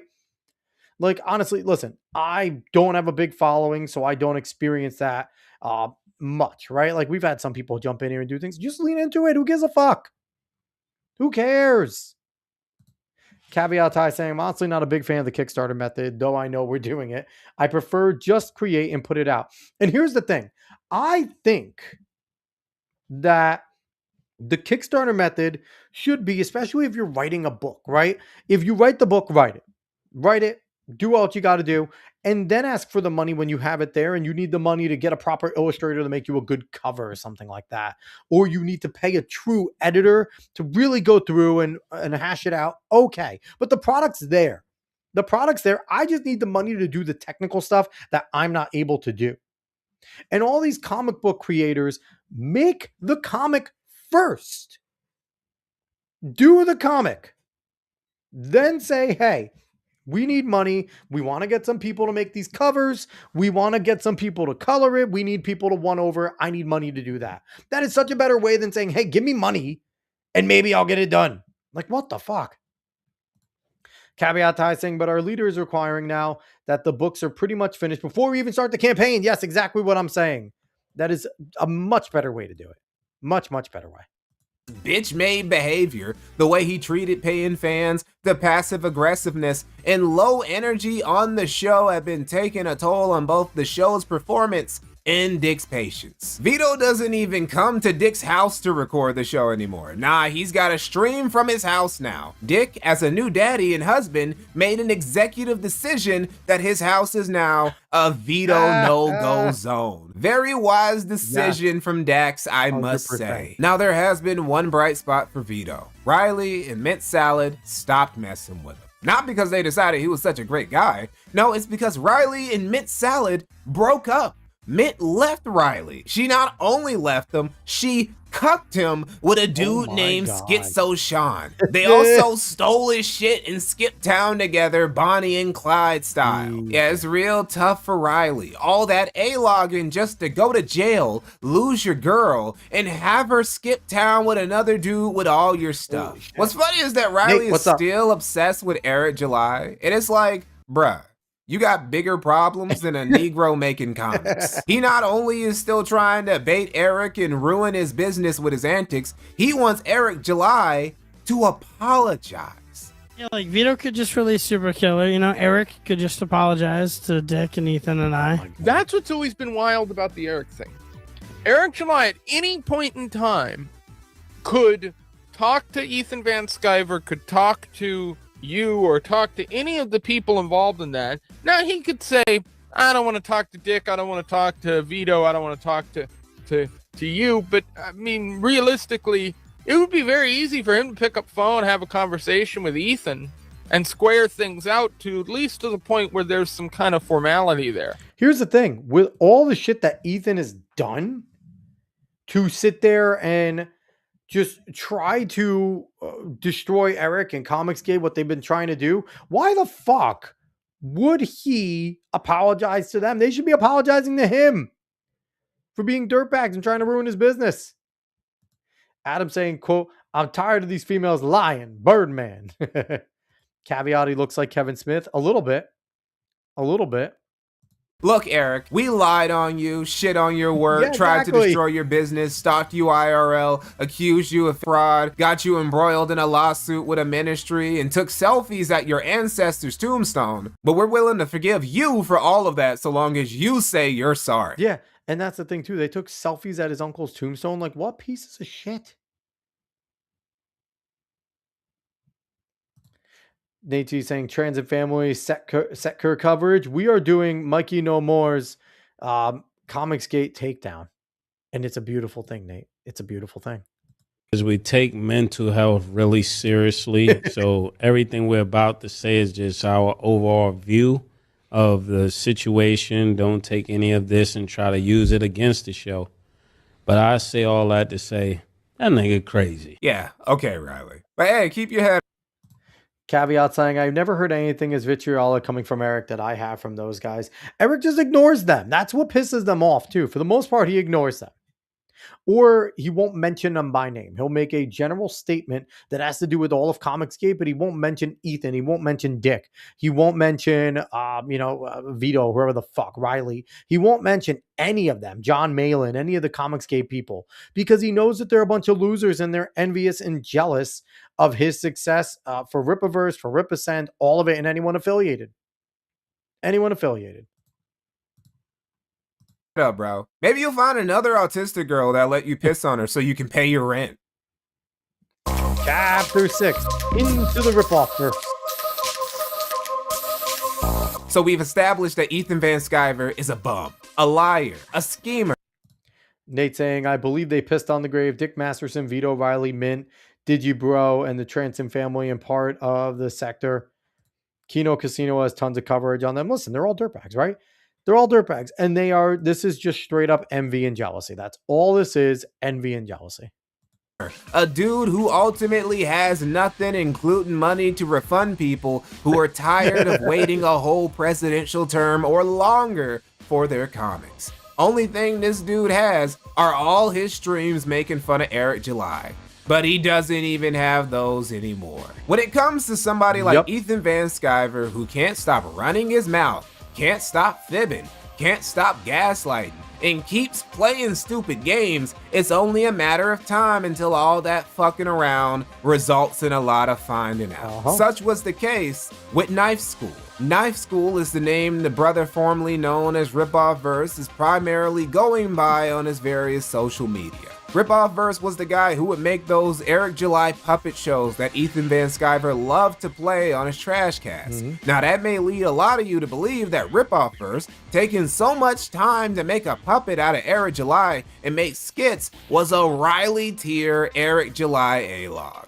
You'd be surprisingly wrong. But your confusion is very understandable. After all, just the name gives off the vibe that this is a guy obsessed with Eric July. He wasn't. Eric July was just one of the many anti-woke pop culture critics who Rippoffverse mocked. He wasn't even the first guy he made a puppet out of. Just a super long time ago, I made it wasn't even a YouTube channel. It was just a couple of videos. I named the channel Just Ripoff. And it was these sort of crappy handmade puppets because I wanted to offend Tim Pool and Critical Drinker and Nerdrotic. According to Knife School, Here's the thing. I would love to be a fucking puppet because as long as it's done funny, I'd be fucking laughing with it. I don't care if you make fun of people as long as you do it well. And these puppets seem hilarious. I've never seen this, but this looks fucking fantastic. I'm not going to lie. If it's done well, puppets are fucking funny, man. If you do anything funny with puppets and you're good at it, it's great. It's great. And I guarantee, Razor Fist and Gary and Critical Drinker and even Tim Pool probably would watch these and fucking laugh at them more than anything. Narrator said, why does the narrator talk like Uncle Ruckus? I don't know. He's a black man, Adam. Leave him alone. Nate saying, shame, I used to really like EVS's art. I still like his art when it's there. When it's there, I like it, Nate. He's a talented artist. I will never stop saying the guy's a good artist. He doesn't do anything. Caveat Ty saying some of those puppet shows are funny. I feel bad for that. Don't feel bad. Making fun of things I like as long as it's funny is fine. You can make fun of the shit. Tuki is the best puppet. Again, I've never watched it. I actually want to watch these. They seem like they would be fucking hilarious. Name Rippoffverse was just a coincidence, it being the name of his original channel that got obliterated because his puppet shit got a little too spicy for YouTube. See, Knife School never cared about monetization or shit like that because he wasn't a career YouTuber. I was in Budapest at the time because an old colleague. We've built an animation studio over there and I've just rounded that up. I've got some books coming out because I love my indie comics. Well. Fucking love that. Tuki Soup every Wednesday. Are you a Knife School Rippoffverse watcher, Nate? Are you a fan of his? I've done all my life, but I've never really heard of Comicsgate or include it because it's not really, is it? It's a tiny little sort of snow globe. He works in film and animation and comics and games, etc. You can literally go to his Twitter account right now and see him talk about his art and projects. He's also the guy who kind of exposed Vito for fucking off with donor money back in 2024 and decided, you know what? I'm going to make my own comic that's a parody comic of Vito's parody comic. And he did. He made his own 50-page parody graphic novel of Super Killer called Super Killer that he finished by himself in like 4 months. So yes, this guy is very legit. Now, that may lead a lot of you to ask. Here's the thing. That's fucking awesome. Again, if you're talented and you can make fun of these things, do it well. And you're a good artist. Like, listen, lefties, some of them are good at art and they're creative. And I wish they would back off of so much of this DEI bullshit that, it would. I wish they would because they used to be creative. I didn't care if they made fun of some conservative stuff back in the day. It was always a thing, but they were still creative and good at making it. And they still are creative. They're just so captured and forced to do bullshit. It sucks. Nate saying, I'm not sure what that is. I'm finding out about it right now myself. Mikey, why would a professional artist from the industry with all that experience engage in all this dumb internet drama? To which I have to ask you, how the fuck do you think we got here in the first place, bro? Anyway, according to Rippoff... Also, they all know who Gary is. They know who Nerdrotic is because Nerdrotic used to be in the industry, which is why a lot of them in the industry don't like him. First, the whole YouTube media critic puppet shit was him taking the piss out of people that dudes within his industries complained about. Anyway, EVS took notice of Rippoffverse channel, being most interested in, of course, the Eric July puppet specifically. But EVS had to donate to a Beagle animal rights charity in the UK. Oh, no. I was getting messages like that every other day of people wanting to play the videos in full. And the point of them is that they're fucking free. They're for people to clip and just spread around and have a laugh with. Like, I've got money, I'm not a YouTuber, just for a bit of a joke. So I said yes, Didn't think anything of it. And then not long after that, he asked if I could make them for him. And I'm just like, no. Just simple as that, just no. What I will do though, if you want, because he only really wanted the Eric July ones. So I'm like, yeah, sure, man. Well, look, if you make a small donation to my charity, you can preview the Eric July ones for a week. And then at the end of that week, they just go public and on my Patreon. And he's like, yeah, sure. And that's it. End of the story. Because in the UK, it's apparently perfectly legal to experiment on beagles to the point that thousands are bred specifically for this purpose. You can live your dream of a modern day Dr. Mengele in the UK, so long as your surrogate Hebrews are beagles. So with that gentleman's bargain made, the Rippoffverse's Eric July puppet shows became a regular part of Ethan Van Sciver's Trashcast. And when I say regular, I mean like hundreds of live streams involve these puppet shows. But cracks start to form between EVS and Rippoffverse, as many of Uncle E's relationships tended to. Then he went around and he was saying things like, I got Ethan in line. I kneecapped Ethan Van Sciver. So I wrote back to him, I said, you didn't kneecap me. I was being nice to you because I said, listen, I'll leave you alone if you leave me alone. If you want to be left alone, he was clearly afraid of me. He was clearly afraid that I was going to make trouble for him. No one is afraid of Ethan Van Sciver. No one's afraid of Ethan Van Sciver. If you have to talk about how people are scared of you, then nobody's scared of you. It's one of those things where I firmly believe that for most things in life, if you have to tell somebody about it, then it's not legit, right? If you have to say you're a thing, then you're not that thing. Like, I'm very much a believer in that. Now, sometimes you do have to talk about the things you do, like that's normal. But for the most part, like, I'm not going to walk around telling everyone I'm a podcaster, because then that just means I'm trying to beg you. Like, no one's fucking scared of Ethan Van Sciver.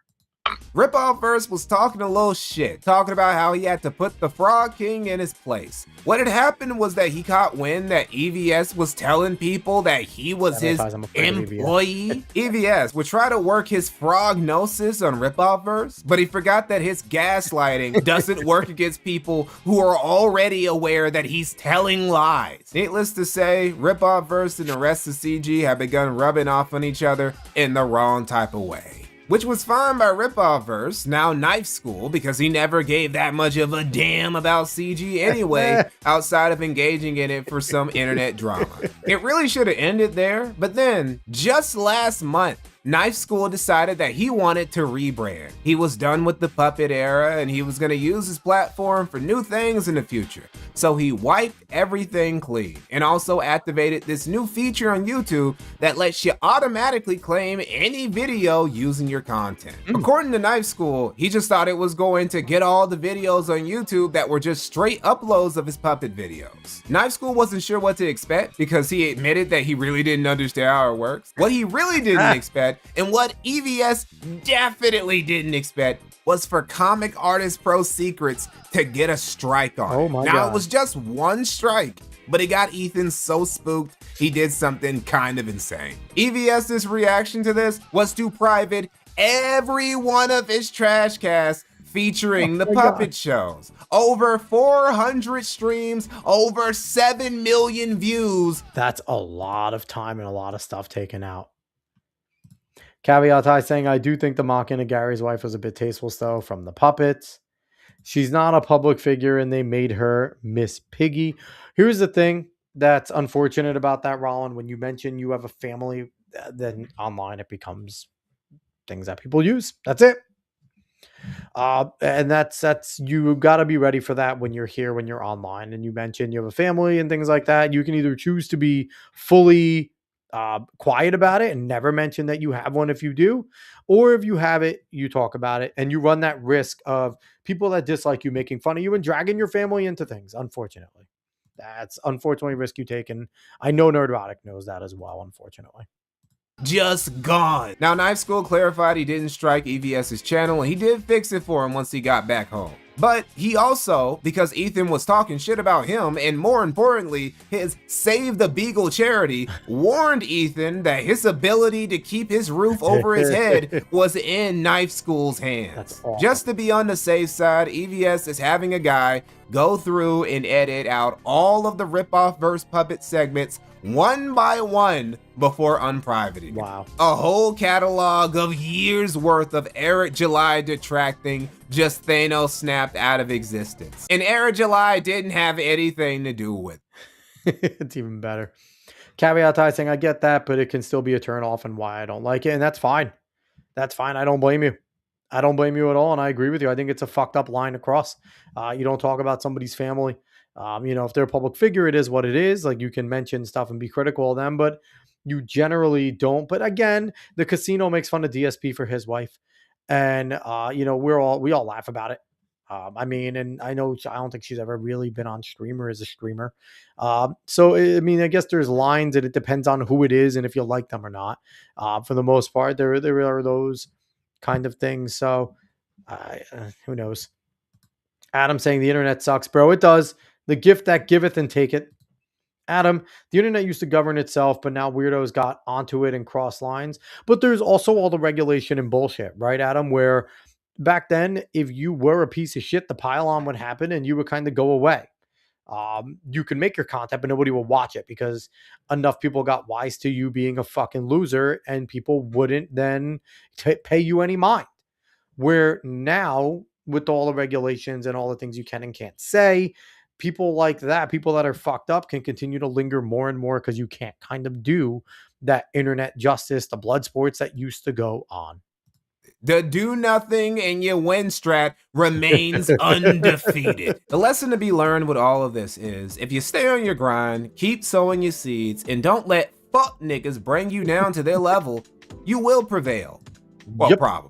Everything that Era July is building could collapse before 2030. I don't know. We'll just have to see. Yeah. But we're 3 years into Comicsgate predicting the biblical downfall of the Rippoffverse. Tragically, God left that Old Testament lifestyle behind and doesn't just smite fools because someone downstairs prayed real hard. We also leave. Sometimes all you have to do to win is literally do nothing but mind your own business, especially when you're dealing with lolcows, because the lolcow is a naturally volatile and unstable creature that'll self-destruct on its own if left to its own devices. Oh, and one more thing about EVS. I hate to get personal and put down somebody's legacy, but your Frog Highness does it all the time with former peers from the comic book industry with just as many, if not even more, medals on their chest than him. So he's got to ask him for it when he says stuff like this. I think it's you get to a certain age and people call you legend.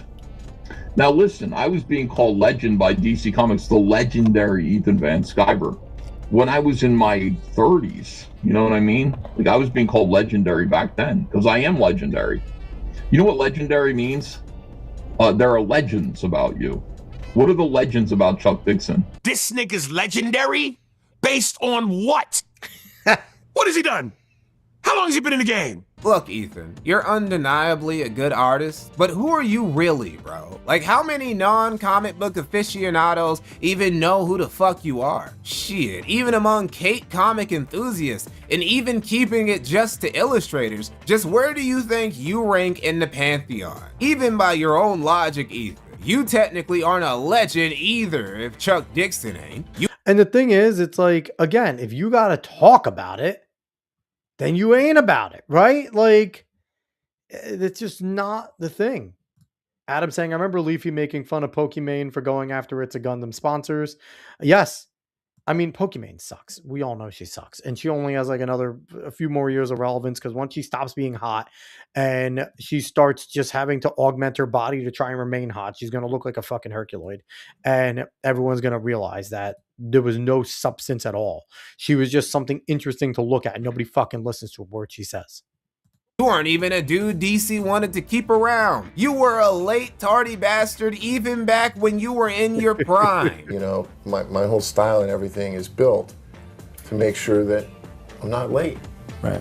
You know, I'm really proud of that. I've been doing this 10 years. I've never had a book ship late because I didn't deliver. Right.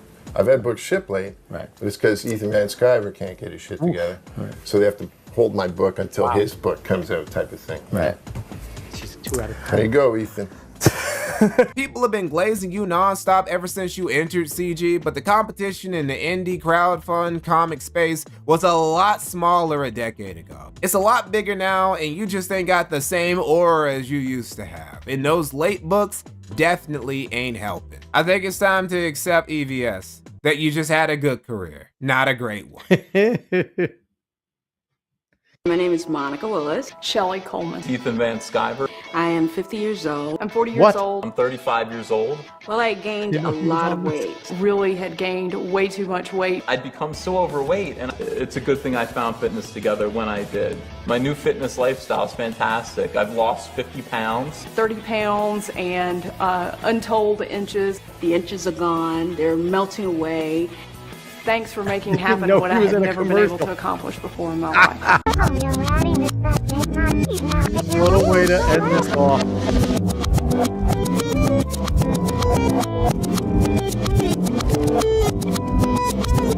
Don't subscribe.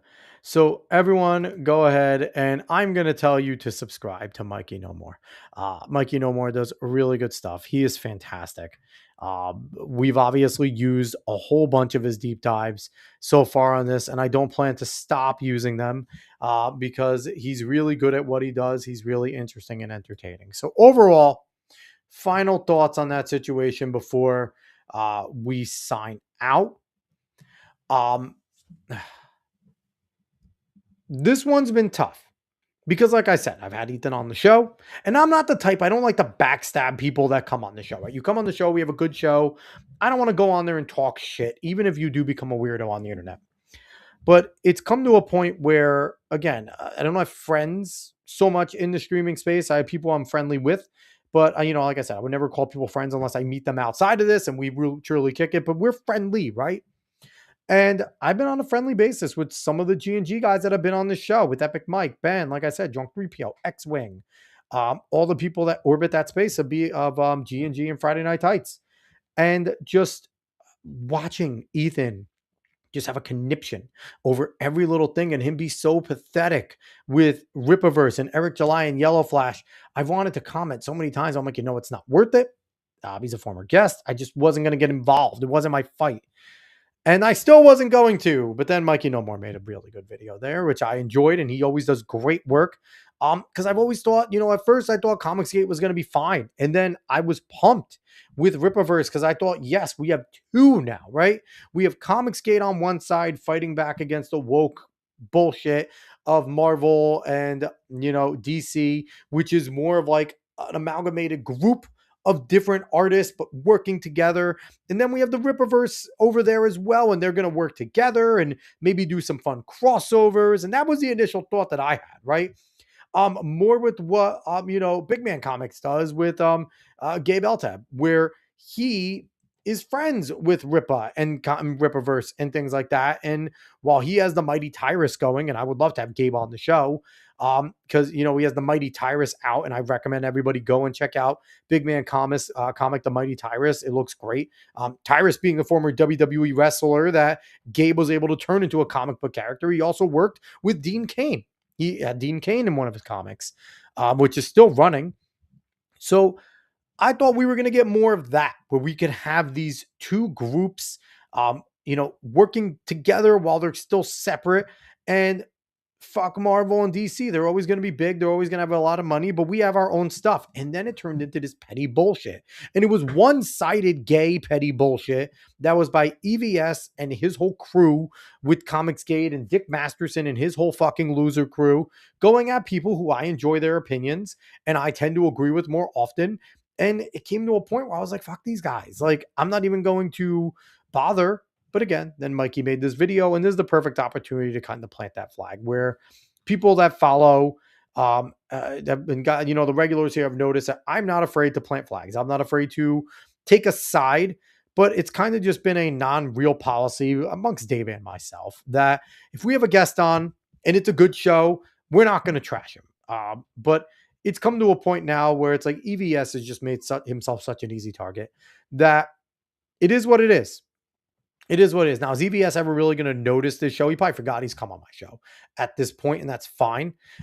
He's not going to notice anything that we did here or anything that we said here. But at the same time, that was a great video, and I enjoyed watching it. I enjoyed giving a reaction to it. And I mean, hopefully the dude can fucking fix himself and can maybe get some comics out. EVS, you want to save yourself? You want to get more views? Put your fucking comics out. You're talented. Stop being a retard. That's the best way I'm going to end this. Put comics out. Stop being retarded. Get off of Eric July and Yellow Flash's dick. Being on grown men's dick is just weird. But apparently you like to do that, so I don't know. All right, let me get to a few comments and then we'll get out of here. Nate saying EVS did create more legend characters, but he also said, but Chuck had awesome runs and created Bane. You said legendary, yep. Adam saying just use Ozempic, bro. Caveat Ty saying EVS hates Gabe too. Not surprised, right? Because Gabe fucks with that other crew. And Nate saying Funkasaurus. Yes, he was the Funkasaurus. But all right, I'm getting out of here, everyone. I appreciate everyone that watched. Caveat Ties, Adam, Nate, all of you guys coming in and hanging out. I appreciate you all. I will be back. If you hadn't noticed, there's been less podcasts in between. I've been working on some stuff for my other show, Talking in Novels, a track show, trying to do a project there. So it's limited me jumping on and just doing random hangout streams. Also trying to figure out what the transition is going to be. Haven't decided whether or not I'm fully going to abandon this channel or just transition the name and everything and keep this one so you guys have an easier path to go to and just kind of trying to transform what I'm doing here and maybe making a fresh start and we can gain more people to come in. So who knows? But I always like to just keep you guys in the know about where my brain is, and my brain is fucking scattered. So you'll know things when I know, because typically I decide on a whim. But all right, everyone, thank you so much for watching. I appreciate it wherever you watch from, YouTube, X, Facebook, Kick, or Rumble. Make sure you subscribe. And if anyone that's listening to audio hasn't noticed, I went in and I uploaded like the 40 audios like that I've been back, from hangout streams to just David Hates Me series to just regular shows. They're all on the audio now. They're on Spotify, they're on Amazon Music, they're on Apple, anywhere you can get your audio. So if for whatever reason you don't like watching YouTuber live and you prefer the audio version, you can go get it there. I'm going to try to upload this one in good time as well, but I'm going to try and get back on that and hopefully be better with the social media promotion. But I've just been fucking off that. If you don't watch, you don't watch. You do watch, you do watch. I get it. So, but Adam saying transfer the vid as if you delete. I'm not gonna, I already have all these videos saved. All these videos are saved. Everything I do here is saved. I don't get rid of any of this stuff. So I do have all of it. I'm not going to transfer. I don't think I'm going to delete the page. I think I'm leaning maybe a little more towards just revamping the look and that, but I don't know. We will see where that goes. But everyone, I appreciate you all for watching. You guys are always awesome, whoever comes in. And if you watch later, thank you. If you listen later, thank you. Make sure you smash that like button, follow, subscribe, all that good stuff. So I am out of here. I will see everybody later. So long, y'all.